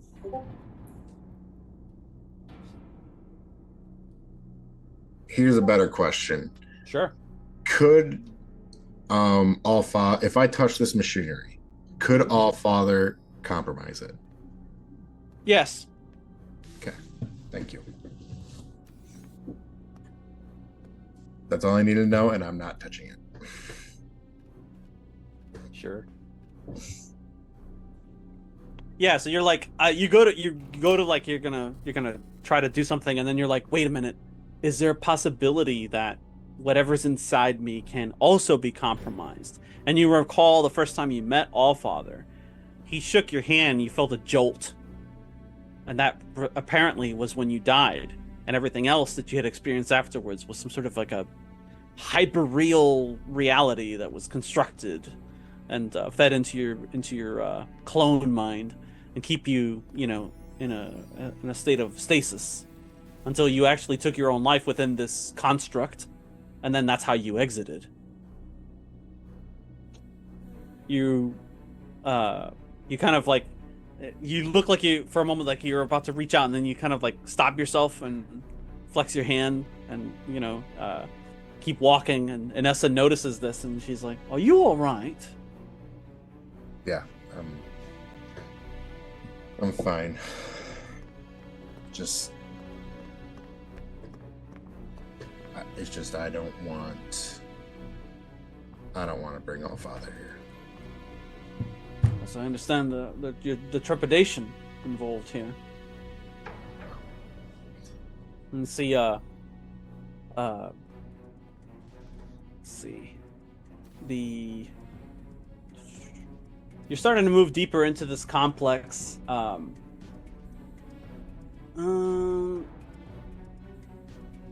Around this time, you start hearing some activity up top, like where you just left. Like you start hearing like the sounds of another ship coming in, like the rumbling. You feel it like in the ground, as another ship is touching down nearby. But when you try to reach out to, use your communicators or what have you, they're getting terrible reception down here. You're not able to communicate to the surface world. Do you want to go back, or do you want to keep going? I mean, I'm moving forward. It just sounds like one ship, yeah? Yeah. We're probably in a better position if we get what we came here for, than leave now and go back up. Sure. You keep delving. The Varangian guard move forward, and they identify the vault, and they kind of hand signal back to you, like, we found it, we have eyes on it this way. And they lead you in. Mossam and Beatrice are the first ones there, and they take in the sight of this whole thing. And Dr. Yue expresses restraint and caution, like, well, please stay back away from that thing. We don't know if it'll recognize your genetics or not. And Mossam looks to Daphne then, and Varys is like, behind me, please. How would you like to proceed before you enter into the vault? It should recognize Mossam's genetics. Mm-hmm. So what would happen if it didn't? You want to find out? I think you should do it. I don't want to die. Yeah, like Daphne's sort of thinking like, okay, it was actually kind of weird how Kyra gave birth to Mossam, so I don't know how that affected his genetic code, so I'm gonna just go ahead and do it. Okay.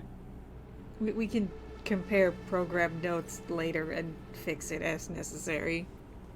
Mm-hmm. You can put your hand there, and there's like a wrong. Well, that's unusual. Well, didn't see that one coming. I wonder if the spice has anything to do with it. Maybe. No, I remember what happened. Last time we were here, Alicia and I needed to open it together. So I'm gonna wave either Beatrice or Mossam, whoever wants to step forward first. Beatrice waves Mossam off, and she's like, I'll assist you, sister, in this. And she kind of like, at the same time, you put both of your handprints on and the I readers. just have the weirdest experience, because she's got Alicia's face. Yeah. Like, this is a memory of Alicia, but it's not Alicia. Yeah. There's a moment where the reader runs over each of your hands, and there's like a roaring sound behind the walls, and for a second you don't know if it's gonna come back red or if it's gonna come back green, but it comes back green eventually. Dude, and you hear the vault doors start to open and separate.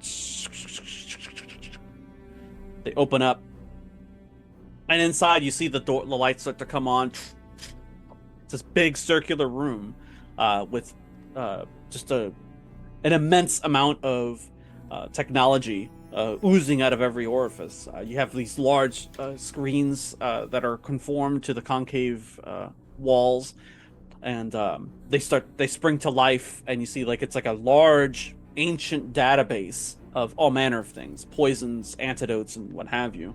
This is the thing you came here for. One of the reasons was to get something for the Parmabat, residual poison that is afflicting the Harkonnen Mentat Nadim. In what order of operations do you want to conduct yourselves now that you're here? Is he the priority, or is Archibald and his being afflicted by Allfather the main thrust of your investigation here? Well, Daphne's thought. Oh man, this is also where Pardo started that whole downward spiral. But I don't think Daphne realizes that that this is where it started. So Daphne knows that she doesn't have a lot of medical training. So she's going to sort of trust that Yue and Archibald and Beatrice are going to go off and do their thing. Sure. While she looks for the antidote.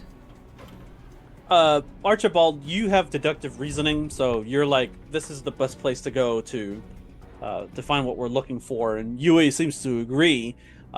You're all pretty smart cookies in your own respect, so all together you're able to find the database that holds all the information that you need. And he's like, he looks it up. It's like really old Butlerian era technology and stuff, but he's able to navigate it successful. And he's like, here, this is what we're looking for here. This is for your, and he kind of like says, like says it under his breath, your Harkonnen associate. And he kind of like throws it into the next monitor over the next station, and it lights up, and it shows the chemical molecular makeup of Parmabat, and like all the different sidebar information that has like the antidote details, what plants are needed and that sort of thing, what sort of chemical combinations help to treat it and so on. It's all there. I'll get to use on synthesizing that, because if this is just like a recipe, I can follow step by step. Yeah. Archibald, as Yue is looking over the archives, what are you doing? You see in the corner, there's like this big hulking form. Everybody sees it. There are wires hanging down from the ceiling that are sort of like feeding into this thing. It looks like it's kind of dead at the moment, but it looks like it's whatever it is. It's an old thinking machine of some kind, like spider legs and like retractable blades and things of that nature. Oh, be careful around that. It almost killed us last time. Masam is in awe. He's like, what the hell is this thing? Oh my god. Why is this here? Be very, very careful around that Masam. But So- like, I'm gonna trust that he I'm not gonna stop him. Just be careful. So I specifically remember putting a spear and kind of nailing it to the wall. If I'm not correct, is my spear still there? Your spear is still in the hole in the wall, but the machine has repaired. Interesting. Mm-hmm. I You kind also of notice, yeah, and you also notice like in the back of the chamber where the hole was, where you put the spear into the wall, there's another like, not an antechamber. It's more like a fissure in that room. Like the wall and everything is just kind of like broken. And when you look, there's actual lights coming from inside this area. Daphne, you remember from the last time that you were here, that's where the Devastator is. I am right now going to keep that knowledge to myself. You don't know this, of course, Archibald. Well, actually, no, you do know this as well. So you have the same knowledge in that respect. That you know that there's a big fucking bomb that can destroy a planet that's right next door to this circular room that you're in. Okay. How do you want to proceed? I am going to keep that knowledge to myself as well. That could be very bad if anybody found out that that's there, especially like, yeah. So, Because I don't think we have. Like, I don't think we can just pick it up and carry it out of here. I'm expecting No. there'd be, like, specialized equipment to move it. Mhm. Extract it If safely. only you had a contact who could move lots of things very easily. Oh man, Yes, I was but- still suspicious of her. here's the thing. Here's my. Boo. Let's not bring something into this world that can kill planets. Like, granted, yeah, we have atomics, but that's a nuke. This is literally a destroying planet missile. Yeah, we could blow up Giddy Prime. Just think of Some that. things are better left undiscovered, okay? Yue is like, I think I might be able to find what we need here, but we need General Archibald first. And he points to like an area where they have like, how how to put this, sort of like gurneys, but for like to perform live autopsies and stuff like that in the very center of the room. Like it comes out of the ground, like makes it so that you can arrange a body and dissect it and conduct experiments here. So that is an option. If you want, they can use the devices that are here to perform scans and try to figure out what's going on with you. So, how successful will this be? Well, that depends on what's rolled and how long it will take to discover what's going on. Around this time, your Varangian guard, they start taking point outside of the chamber. They're like, okay, you're safe here. Everything's good. Everything's secured. Wow, that's a fucked up thinking machine that should be destroyed. We're gonna step out. We're gonna step out here now. I am going to stay clear of the tech, because I do think Archibald, in the back of his mind, he does think he can control the thinking machines to a certain extent, because he has the DNA to do it. He has the parts. Or he is just that what Allfather wants you to think? Exactly. So, you want to know what? You're contemplating all of this. You're like, okay, yeah, I don't want to get anywhere near these machines, but there's no two ways about it. If you want to know how Allfather has integrated you into his network, you have to go under the microscope at some point. And how else to do that? What other better place to do that than here? 100%. Let's do it. Let's get her done. Okay, so they start. Beatrice and Dr. Yu start setting up the operating theater, so to speak. Your Varangian guard step outside. The rest of you are just kind of privy to what's going on. Masam is very curious about everything that's going on. He's just delving into the research and everything like that, and the history. What are the rest of you doing? Yeah, so Daphne is working on synthesizing the Parmadat. Oh, yeah, okay. But as much as she can automate, she will, and just sort of like be available to answer questions from Mossam and sort of like, I guess, mentor him, even though she doesn't know what half of this stuff does, but she'll encourage his curiosity, because certainly this is his heritage. This is how he should be reacting to it. So that should be encouraged. He's very curious. He's asking a lot of questions, like, why was this in my mother's family, and like, why did they keep it around for so long, and like what was the purpose of doing any of this? You know what I mean? Like, what is all this? Okay, it's Mossam, so I'm gonna do it. I'm gonna go delve into the ancestral memories to answer his questions. Okay. You can add up to 3 points into your successes. This is an understand roll. You currently do not have any momentum left, but you can pay me threat if you want to spend an extra die, and you know how it goes.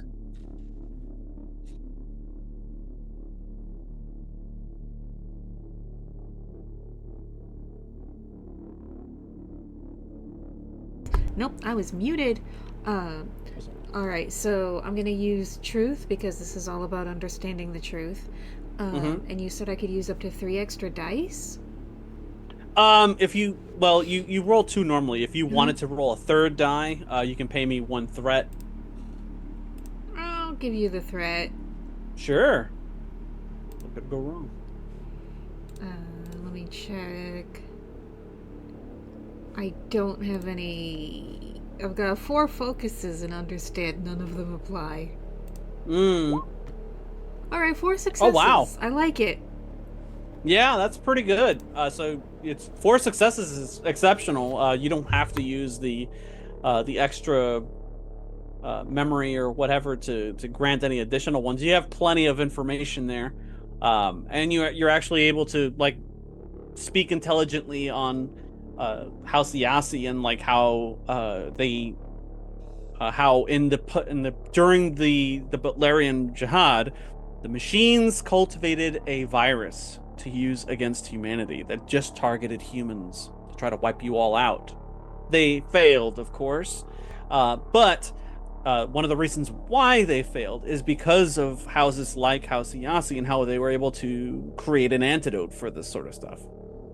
and they cataloged it here in their complex. So you have access to this stuff, and you're showing it to them.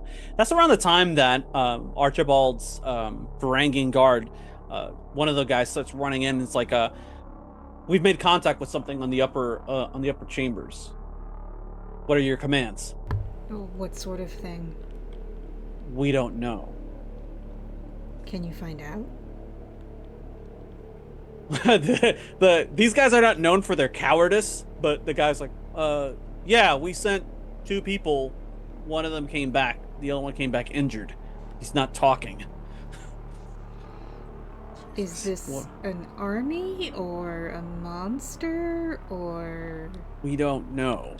We heard light arms fire on the upper decks after some of our company saw something. And whatever it was quick. Get back into the vault and close the door. All right. They do as you say. The door shuts. Now you're locked in here with it. Oh no.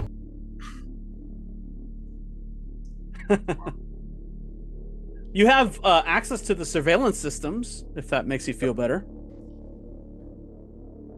So, how thick or how protected are we in the vault? This is like a bunker. Like, you can drop bombs on Ikaz from here until Doomsday, and nothing's getting through to the complex. Then again, there's also a Devastator right next door. So, good point. Let's try not to piss off that guy. Okay. Mm-hmm. They're shouting, as some of them are like retreating into the vault, and just light like da da da da da, and like the door shuts. The digging machine does nothing this whole time. It's just kind of sitting there, like, check the surveillance. I tell them to check the surveillance. Okay, they start looking over the monitors, start coming on one at a time, and you see a guy, just a lone guy, running through the hall, blades in his hands, blood on those blades. Couple dead Varangian guard. Jesus. It's heading straight to the vault doors.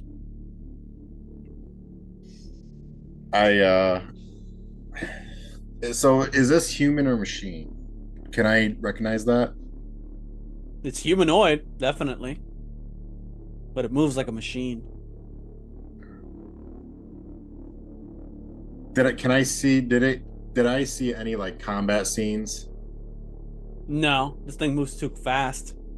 By the time you turned on the monitors, started trying to check out its location, it was already done with 2 of your Varangian guard. So do you say any of this out loud? Yes, I do.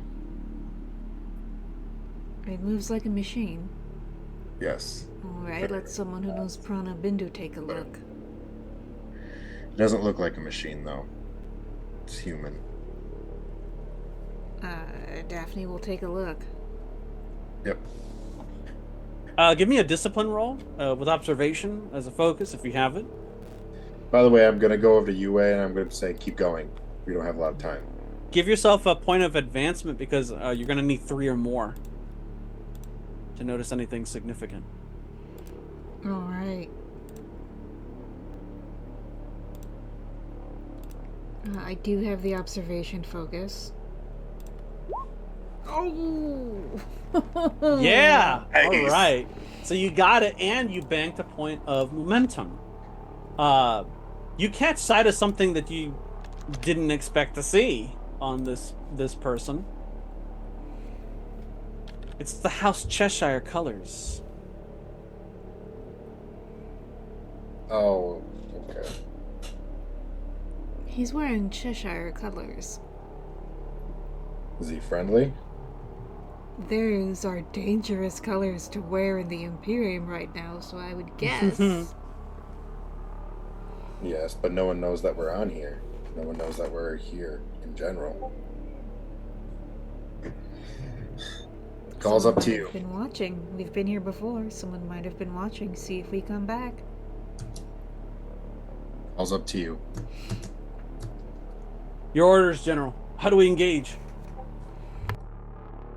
Let the lady decide I look at you sideways like, what? whether to open the door or not. Open the door on her command. Actually, is there a microphone? Yeah. You can And like speak out. is there any sort of like a loudspeaker or something? Absolutely.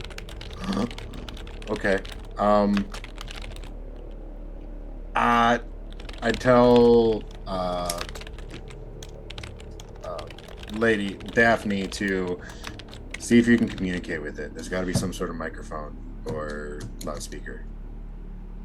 All right, I'll go over to the loudspeaker What do you or say? intercom. And the reason why I'm having Daphne do this is because she's the most like familiarized voice in House Cheshire. Yeah, it's 100%. Hello, friend swordsman. Friend Cheshire swordsman. This thing stops in its tracks and then keeps moving.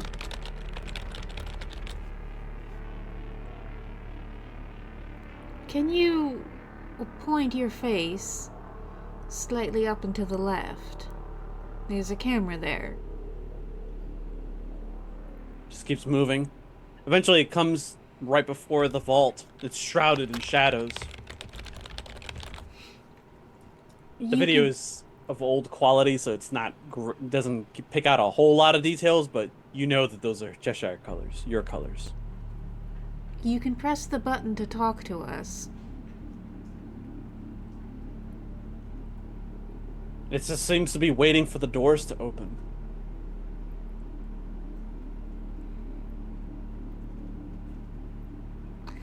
All right, open the doors.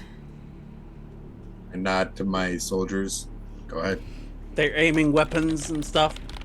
The doors open and you catch a glimpse of a shield.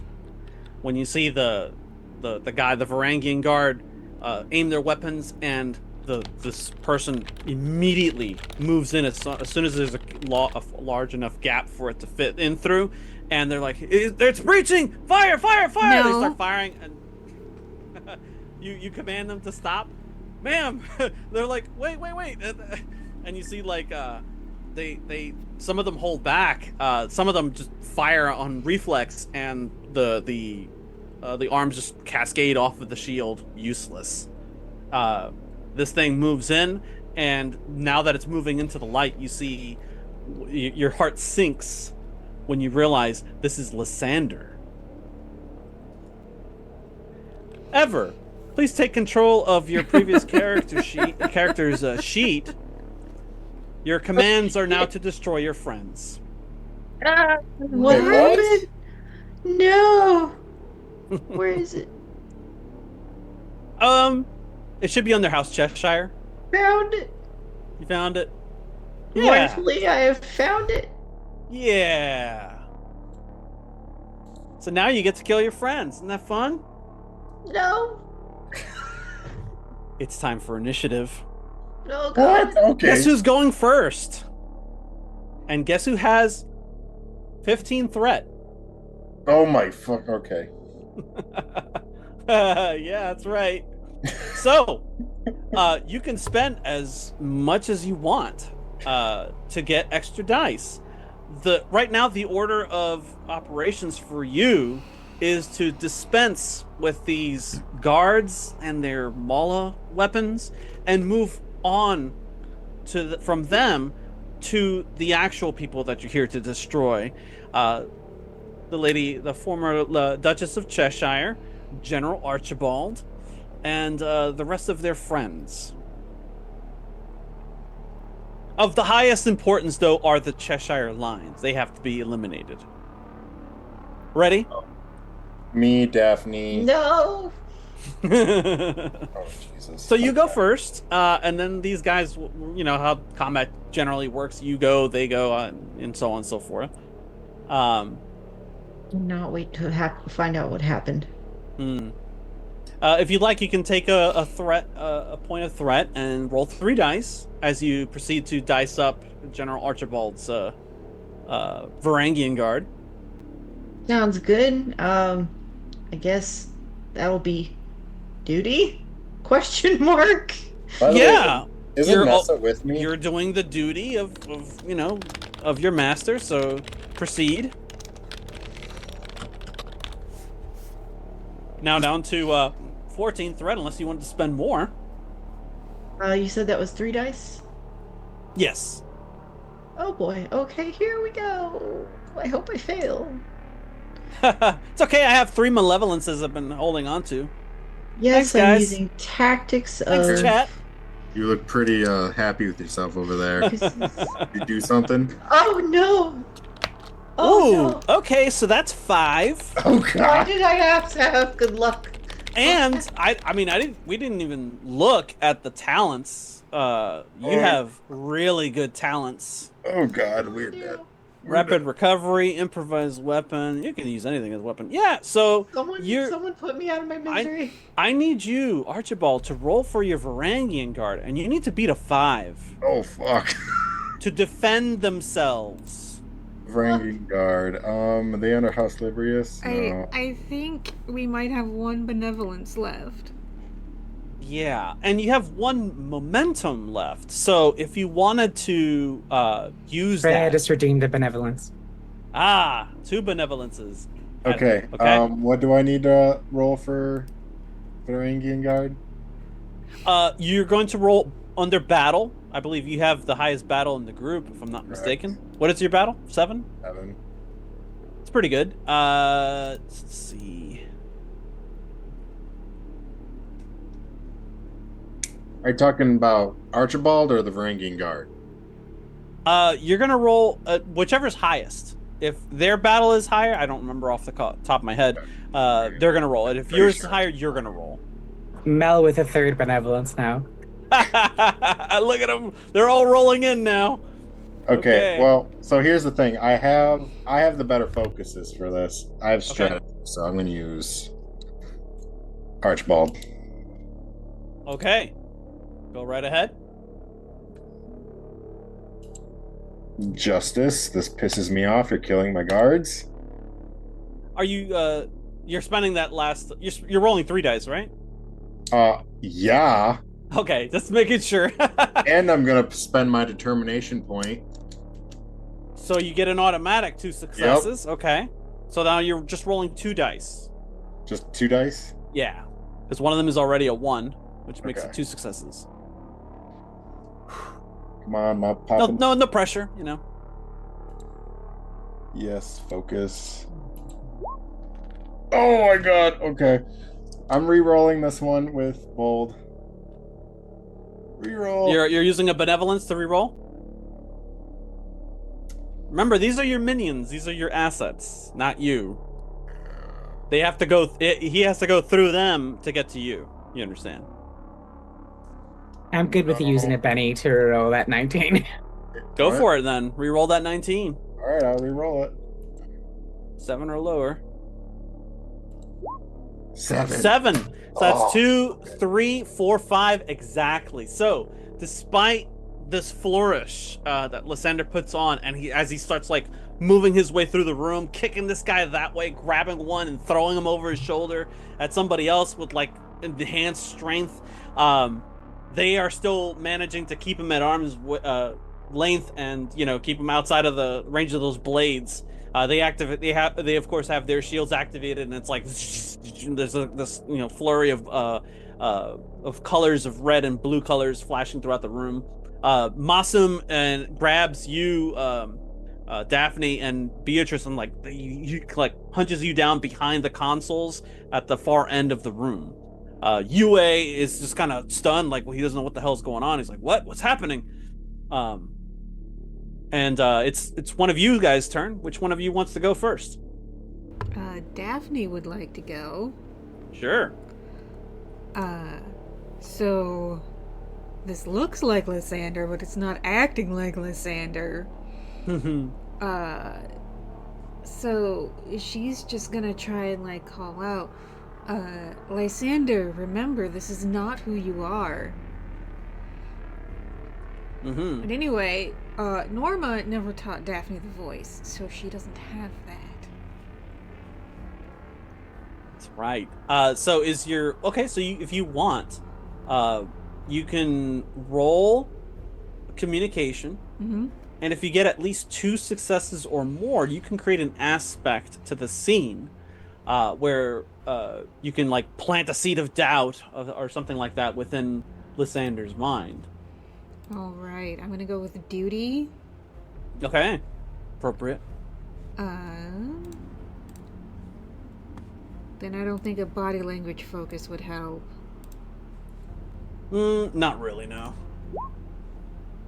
Oh, I'm gonna use one of my benevolences to re-roll that 15. Okay.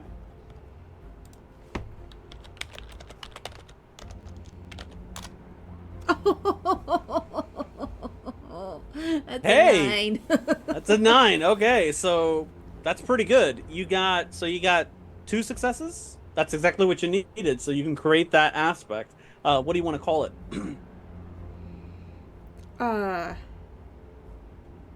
Restored memories? I want Lysander to remember being loyal to the house. Remember Okay. your honor. Stored memories. Okay. That's now an aspect of the scene that you can call on when it comes to like trying to reach him on some level. Okay. Archibald, Okay. your men are scattered. They're being thrown about. So him studying my hand, could he potentially find something out within the next like 10 minutes, like while this fight is going on? Oh, you want to try to see if you can exert your will over him, do you? No. I No. meant like gather information about my hand Oh, in like while this is happening. that will take a discipline roll. Basically, what I'm trying to do is I'm trying to fast track getting what I came here for Mm-hmm. to either find an answer. It's gonna take days for them to Okay. scan you and go through that process. If That's you what I wanted like an immediate like thing, like, oh, can I stop him in his tracks if I concentrate really hard enough or something, then that's another thing. No. Okay. I'm going to look over to Rachel. I think we need to turn on that machine. It'll listen to you. I remember last time what happened. Daphne, the general, is telling you to turn on the thinking machine. Everyone stops, blinks, and looks over at the general. Sorry, what? The compromised general is telling me to turn on the thinking machine. Indeed. Do you want to die Telling, or isn't it? not?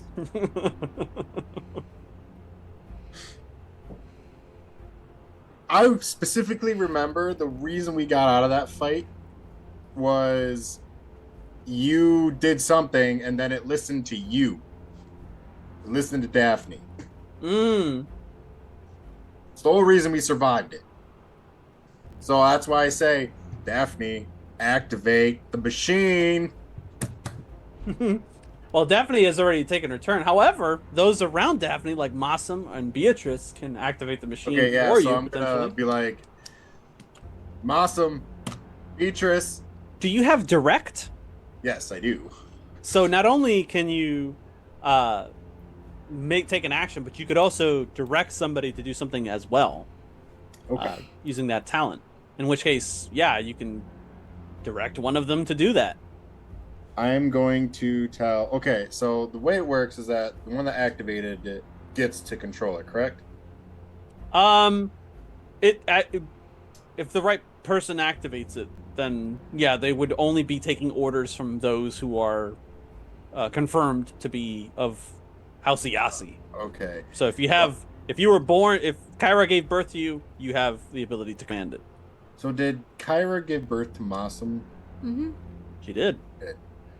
But we don't know with Mossum because he's never done it. But Alicia has, and Beatrix is a full-blood clone. Bam, you got it.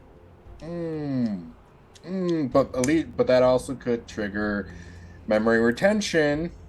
So here's something that you can do. You can have them both act on your turn, but with the use of your direct talent, and if you make a subtle movement roll. What that means is, like, instead of you moving boldly and forcing your enemy to move, you're moving cautiously, and that allows you to move one of your other assets, one of your other allies, out of turn. Essentially, you can move them like moving a piece on a chessboard, right? And you can give that action to Masum, let's say, and then you can direct Beatrice to aid him in that regard. Okay. Yeah, I'm going to direct Masum because I could totally see this going bad with Beatrix because of the whole memory thing with Alicia. That 100% could go wrong. Absolutely wrong. Masum is the better person here. I'm going to Masum direct goes Masum over, and then I'm going to have Beatrix assist. Excellent idea. Okay, so now we can bring both of them up, and one can aid the other. Let's see, who do we have here?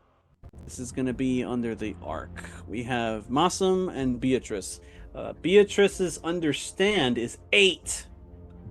Masum's is 6. So I'm thinking Masum will be assisting Beatrice. Does that seem fair? Sure. Okay, so I'm gonna have you I'm gonna give all players access to edit their sheets. So any one of you can take the initiative here and roll for them. You're going to want to. This is Archibald's show. He should roll. Aha! Yeah, it is your turn. That's right. Yeah, so go ahead and access Beatrice's sheet. Okay. And do you want to roll any additional dice beyond the initial 2 for her? We really need this to go. Could I give her because I didn't use my. Wait, did I use my determination point? Yes, you did. I did. Okay, but I am going to use that. I know we have 1 point of momentum, so I'm going to use that 1 point of momentum to get 3 dice. Okay. Okay. Let's see. Use a talent, choose a single skill. When you attempt to test using that skill, you can buy additional d20s by spending momentum. You can re-roll a single die in that dice pool. So she can re-roll one of the dice in the dice pool that she rolls. So out of those 3, if you mess up, you can re-roll for free. All right. Go ahead and roll those 3 dice. And, all right. So I'll roll for Masum, I guess, as an assistant. Understand what? Could I actually use a focus here? The cybernetics. Oh. Yeah, I'll allow it. Sure.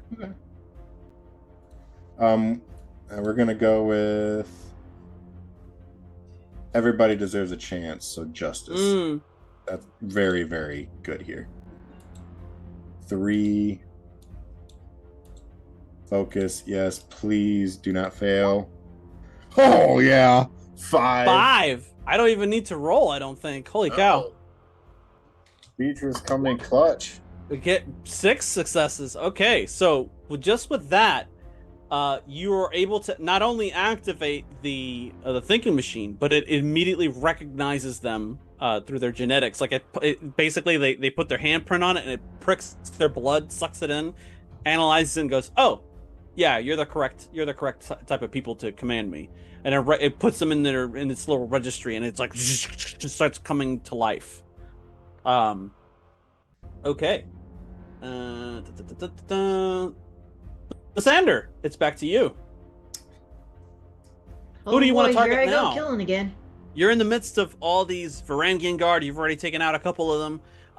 Now the rest of them are trying to converge on you. It seems that they're trying to access the thinking machine in the back. Your mission is still to eliminate the Cheshires as soon as possible. Oh, these Varangian guards are as annoying as mosquitoes. Let's finish them off. Okay.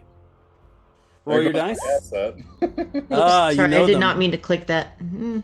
Okay, no problem. You have a lot of threats still that you could utilize, and malevolences that you could use to re-roll. Let's take a threat. Sure. Down to 13 now. Let me read that thing I clicked on. Oh yes, to know someone is to fight someone is to know them. And to know someone is to fight them too. You select this, choose a skill, it's fighting. When you win a conflict using that skill, you gain 2 bonus momentum points, which can then be used to obtain information or create a trait that represents some knowledge or insight. Okay. Yeah, so you're ready to throw down. Go ahead and roll your dice. Battle, duty, and sealing a threat for 3 dice. Mm-hmm. Using a focus, absolutely. And here we go. Oh, my Oh bad boy, luck. 2 successes. Thankfully, we have malevolences, like This is 3 true. of them. So we're going to use one, and you're going Reroll. to re-roll the 18 and see how many successes you can manage to get from that. 11, that's a success. So now you Yay! have yay. So now you have 3 successes. Archibald, roll for your Varangian guard to defend themselves. Okie Don't doke. die. I hope Try not. not to die. I will try. Right now they're just trying to mitigate the damage, trying to keep this killer from the rest of you. just long enough till we can get this freaking machine going. All right. So it's me. I have the focus for this. So Archibald, battle, duty, justice. We don't have any more momentum, do we? No, you do not. Yeah. You can always pay me in threat if you like. You know what? For the sake of my asset, yeah, I'm going to give you a threat. Back to 14 it is. Yep, back to 14 it is. I started at 12. Okay, go ahead and roll. Oh, yeah! Whoa, 5. Okay, 5. so you actually get back 2 momentum. And you see, like, as you press into the rest of these guys, you start throwing them around. You're hurting them, but you're not defeating them in any way. They're still shielded. They're still a pain in the ass. These are elite guards, so they're able to like defend themselves fairly well and to keep you from the rest of your enemies. You can choose to keep the initiative though by spending 2 threat, and that allows you to act again, which you could use to say move boldly and force your enemies to move somewhere where you don't want them to, like say out of this vault. Or you could just take another action.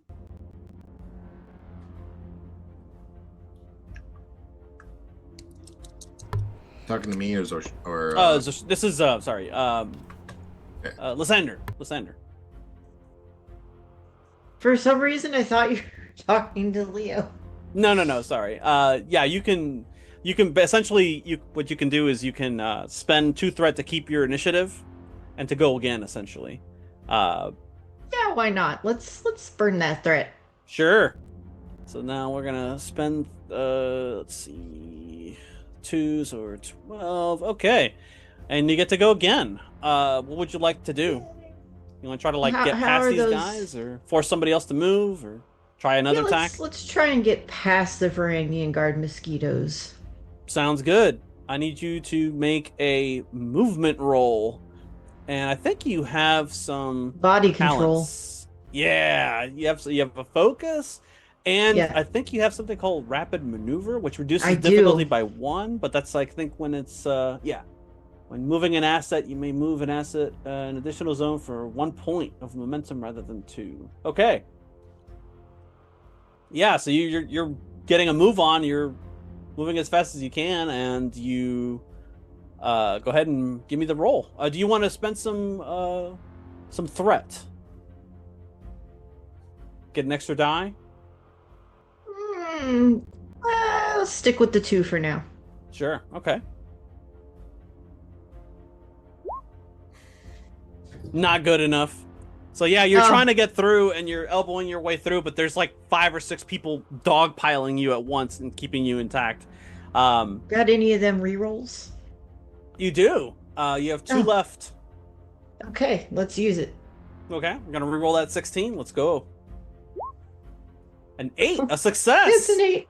Oh, So you God. successfully, you see Lysander leap like 5 to 10 feet in the air, just like completely vaults over everybody in the bottom-most portion of the circular room. A And cyborg? yeah. You fly over everybody and you land right behind Daphne and her siblings. Do I do Blades are superhero out. land? Absolutely, you do. Yes, thank you. Yeah, absolutely. Marvel would be jealous. Sorry, you land right before behind Daphne, whereas the siblings are over by the thinking machine, which is now coming to life. All right, and now it is their turn. One of you can take control of the thinking machine. Here's its stats. Ooh, can I? Yes, you can. I was just about to say, if you want to lay down the smack, you really can. Sure. So the D Daphne- there. Oh, sorry. Go ahead. Daphne will attempt to order the thinking machine. Secure and contain! Secure and contain! Oh yeah, it doesn't need you to yell at it, but it certainly adds to the ambiance. So this thinking machine comes to life. Servos are moving, axons are flaring, and like the blades are starting to come out. It immediately assesses Lysander as a threat and starts to move in that direction, presumably. How do you want it to act? If you need some clarification on this, the D, the F, the J, the P, and the T, those are the drives. So 8's across the board? Correct. And everything else is exactly as you think it is. Battle, Cool. communication, yeah. Sorry, what was Daphne's order again? Secure and contain. So, like, don't kill him, Don't but kill. neutralize him. Yeah. All right. Threat identified. Neutralizing. You know, I tried, and that will help me sleep We did our tonight. best. You have 2 momentum in the pool right now that you can spend, or 1 of which that you could spend to get 3 dice if you like. Yeah, I will. I'll spend 1 of the momentum for a 3rd dice. This is obviously going to be battle. Yeah. Okay. So I'm gonna have to roll these on natural, I suppose. Yeah. All right. So, does it have any statements next to its drives, or just 8's across the board? No, just 8's across the board. Got it. Oh, Well, I have this awesome skill called the Reason I Fight, where I get to re-roll a d20. So I'm gonna go ahead and re-roll that 20. Excellent. oh, jeez. Oh, that's Yeah. So that will be 3 successes to neutralize Lysander. 3. Okay, Lysander, I need you to make a battle roll. 3 or God. higher. Okay, I guess I'm defend using yourself. the threat. What's that? I guess Oh, I'm using a the threat, are you? Oh, okay. I suppose. Well, feel yes, like I it's gonna be suppose. a battle for the ages. Oh god. Okay. Oh Jesus. 3 successes. Right on the money. So you both Yay. clinch right in, like clank, and like, like the thinking machine like crawls on the wall, drops down on top of you, and like you cross blades. Daphne, you're right there. And with like 1 blade, Lysander is fighting off the thinking machine. With the other one, he's like twirling around in his other hand, like ready to like run you through it. I almost forgot the most at this point. Varys is going to be stepping into the into the battle. No, Varys, don't do it. Like, oh, you got within 5 feet. No, you're done. Would you like to roll for Varys, Rachel? Yeah, let me get to his sheet. Yeah, very good. Let me see. Make sure you have access to it. I do. Okay. You're welcome. I saved you all.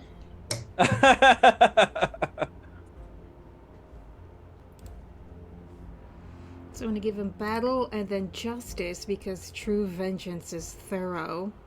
Yes, you have 1 momentum available if you wish to spend it to get a 3rd die. I do. Excellent. Varys does not play around, so he's gonna use his twin blades to good effect. Dueling focus apply? Absolutely. Well, yeah. Actually, they're both Okay. duelists, so that actually, yeah. Rare, but holy shit! Wow. Okay, Lysander, a new a new contestant has appeared. Do you want to spend some threat before you roll another battle test to resist? Holy shit, that's an amazing roll. Yeah, let's make this exciting. Sure. All right. Roll 3 dice, battle, and try to get 6 or higher. Remember, you got a threat. Nope. Oh, so he got Nope. 3 successes on you? Yep. So, he has a rapier of hearts and a main gauche of diamonds. So, whatever he gets, he adds 3 to it. Jesus. Hot damn. So, naturally, your shield comes into play. That's 3 plus 1, so that's 4. Versus his 9. Right. Every success that goes through equals 2 damage to your battle. And if it equals the total number of your, if the number managed to go through equals that battle number, you are defeated. Luckily for you, you have resilience.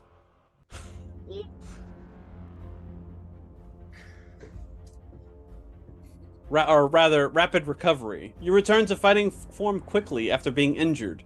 Once per scene at the start of your turn, you may add +2 threat to remove a complication. Oh, well, that's okay. In addition, you may pay to resist defeat 1 additional time during a conflict. Okay. For the sake of brevity, I'm just going to say that you can try to resist defeat in this particular case, as he is clearly the better swordsman, at least in this particular moment. Like, he just catches you unawares, and you were not expecting this guy. He comes out, and he, like, gets in your guard, and, like, elbows you across the face, and puts his blades up around the edges of your throat, like, don't you get near my wife. How do you want to proceed with that? Do you want to try to roll and try to resist that defeat and come back for like a second surge of combat? Yeah, let's attempt to do so. Okay. If you run into complications, let me know, because that's when Daphne will play a major part into this. Oh. So I would probably roll a move to attempt to get out of that. No, this is a discipline. Oh, Resisting discipline. I defeat knew that. specifically is a discipline. No, that's okay. It almost never comes up. Okay. 2 dices. No focus. 1 success. Not good enough. Would you like to spend the last malevolence and re-roll? Yeah, why not? I thought you might. Okay. 0 malevolences and 0 Oh! benevolence. Whoa! Okay, so that definitely resists defeat. And he has you up against the ropes, but he leaves himself completely open to your attack. Oh no. So now you can retaliate. Go ahead and roll battle, and Varys will roll battle as well. This is probably the last exchange before this next part happens. Oh, God. 3. Oh dear. Okay, you have to meet a 3 or higher to defend, Varys.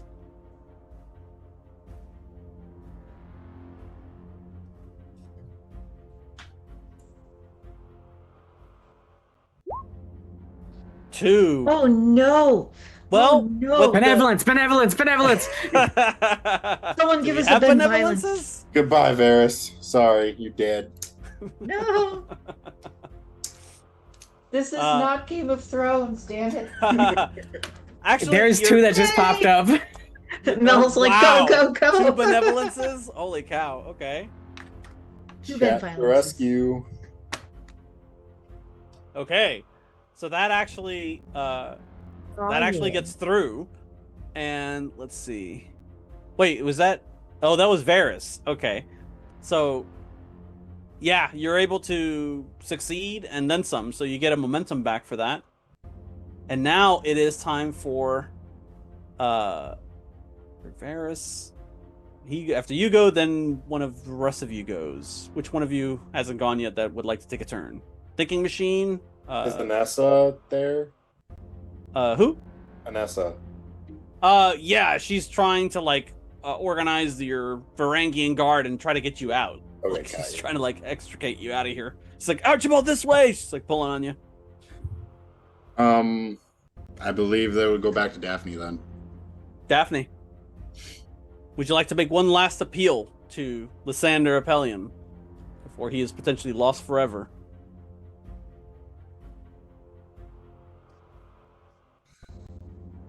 Shit, I was muted.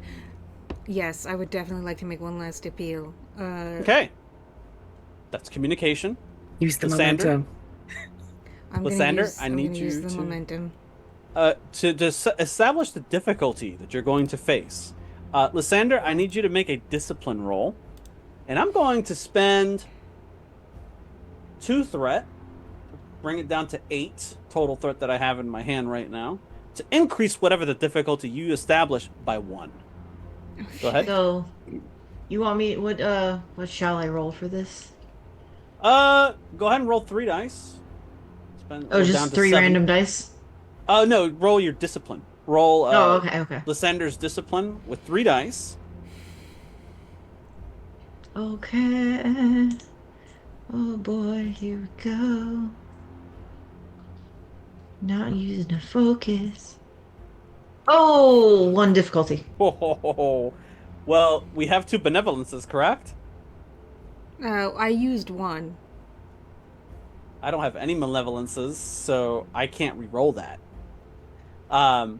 So now you basically just have to beat a 2 or higher with a communications roll, Daphne. With 3 dice. So With 3 dice, yeah. So I feel like Daphne just sort of calls on her memories of Norma using the voice and like tries to replicate what she saw. I will just say, Lysander, this is not who you are. If you exceed 3 or higher, I'll say that you mimic it just perfectly, and in that instant you can just freeze him with a word. Go ahead, roll. Oh, fuck! Oh, you rolled double Pennies, 20s. pennies. Holy shit. Oh, I'm cashing in a benevolence to reroll one of those 20s. Okay. So you have 1 benevolence left. Okay. It's a Oh, 15. Jesus. Okay, it Failed, doesn't. though. It fails, but it's not a 20. You still have 1 benevolence left. Yes. Use it. Do it. Do Okay, it. that one succeeds. That's 2 successes. That's just what you needed. So it wasn't enough to replicate the voice, but it was enough to get and to bust through his or to meet his defenses. As you're now sweating and like you're bleeding from a couple cuts and you're bruised and you're battered.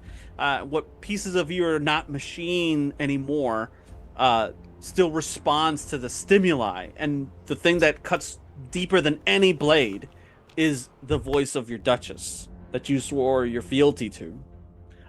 She calls on you to stand down and to relinquish your arms.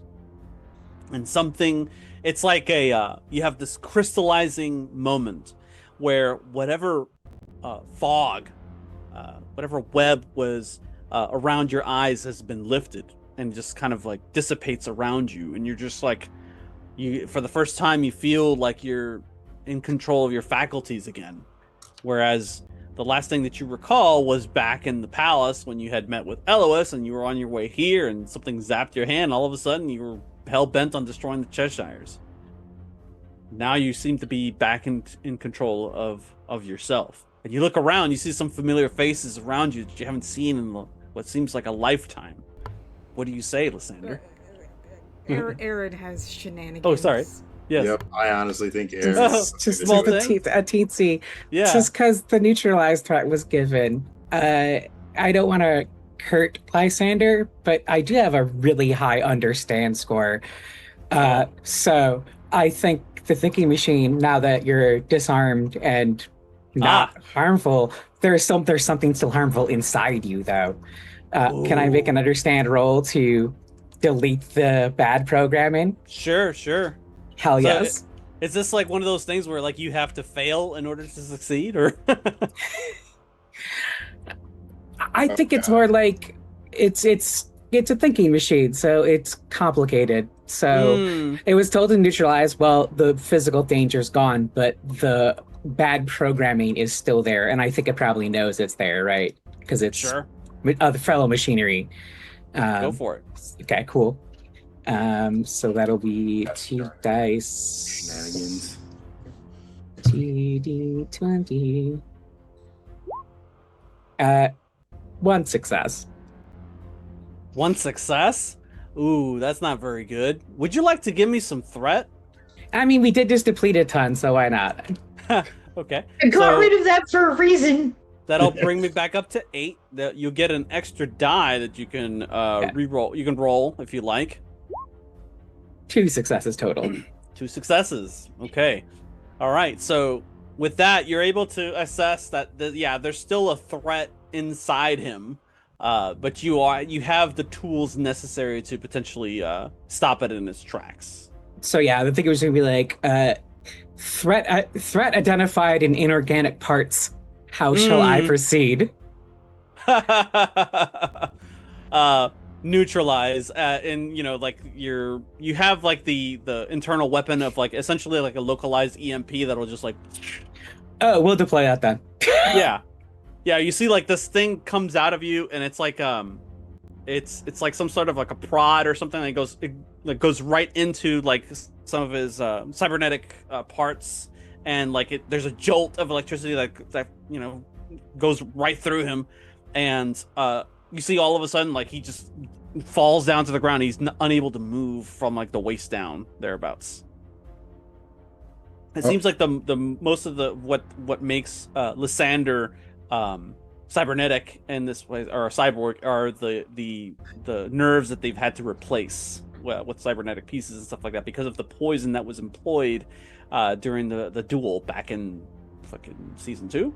So yeah, you're alive and you're like hurting really bad, but like now you're able to like see clearly through this fog that you were in before.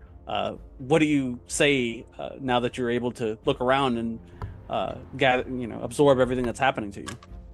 Well, does he remember that these things happened? Are these part of his memory, or was it kind of like a blackout moment? Yeah, you were aware of everything that was happening up to this point. It wasn't until you left the palace that this thing took over your mind, essentially. So you don't know at what point like you got zapped, but yeah, you realize that you lost control for that period of time. Okay, so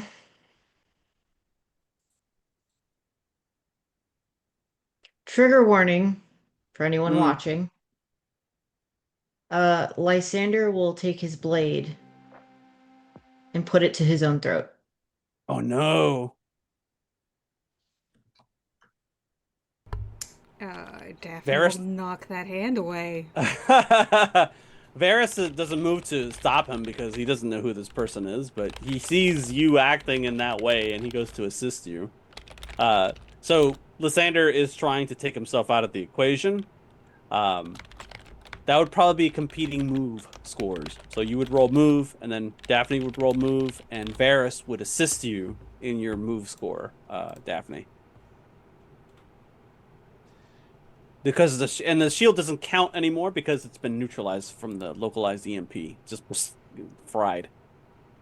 I'm going to use justice as a drive. Okay.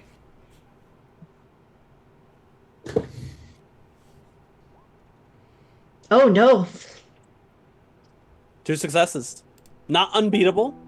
Also, don't forget, Daphne, you have Pranabindu, which means that you can re-roll. Uh-huh. Go ahead. Oh, what do you got? 2 successes exactly. Okay, so you go to move, and Daphne just holds your arm tightly and doesn't allow you to further harm yourself. And you see Varys kind of like puts his knee on your arm. It's like, give it up, friend. It's over. Relinquish your weapon. Nice. Daphne will just say, Lysander, what have they done to you? Don't know. But I can't be allowed to live after betraying you like that. This wasn't you. It was my body. We can fix that. We're here to fix. Dr. Yui, can you do anything? I can well, we can certainly try, can't we? We're needing somebody to examine to try to get this Allfather out of their system. And Archibald is afraid of interfacing with the technology here, but now we have him. I suppose we can try. You see the the Varangian guard is like, he took out 2 of our guys. We should shoot him right now. Get him out of here. But they see that obviously this person is known to you and the rest of the house, so they kind of hold their tongues for the most part. But in essence, like holding on to her gun just in case. Like, I don't trust this shit. Give us. General Archibald kind of just said, pats the gun down, just don't worry. Give us one chance. Does this thinking machine recognize the name Allfather, out of curiosity? That's a great question. That is a good question. Roll understand. All right.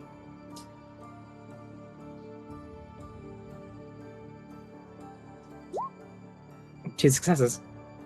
2 successes. Yeah, you understand it. It used to be under a different name back when the machines were largely trying to take over the Imperium, and of course the name that it used to have was Agamemnon, and that's where we'll stop. No, God. Okay. Now I gotta wait a week. Thanks, Eric. You're welcome. Bitch, welcome to how I felt after the fucking cliffhanger last session. Should I bust out my Lysander jacket for next week? You can if you like. Yes. I mean, Okay. you have 2 characters in 2 different places, so yeah, you can absolutely do that if you wish. Yeah, it would Cool. probably help the party a little bit, considering like Shear's already all the way over in Arrakis versus you here having like someone here. We'll continue our adventures into the Imperium next Thursday at 9 p.m. Eastern Standard Time. Let's just go one more time around the virtual table to reintroduce our wonderful cast, beginning with Leo.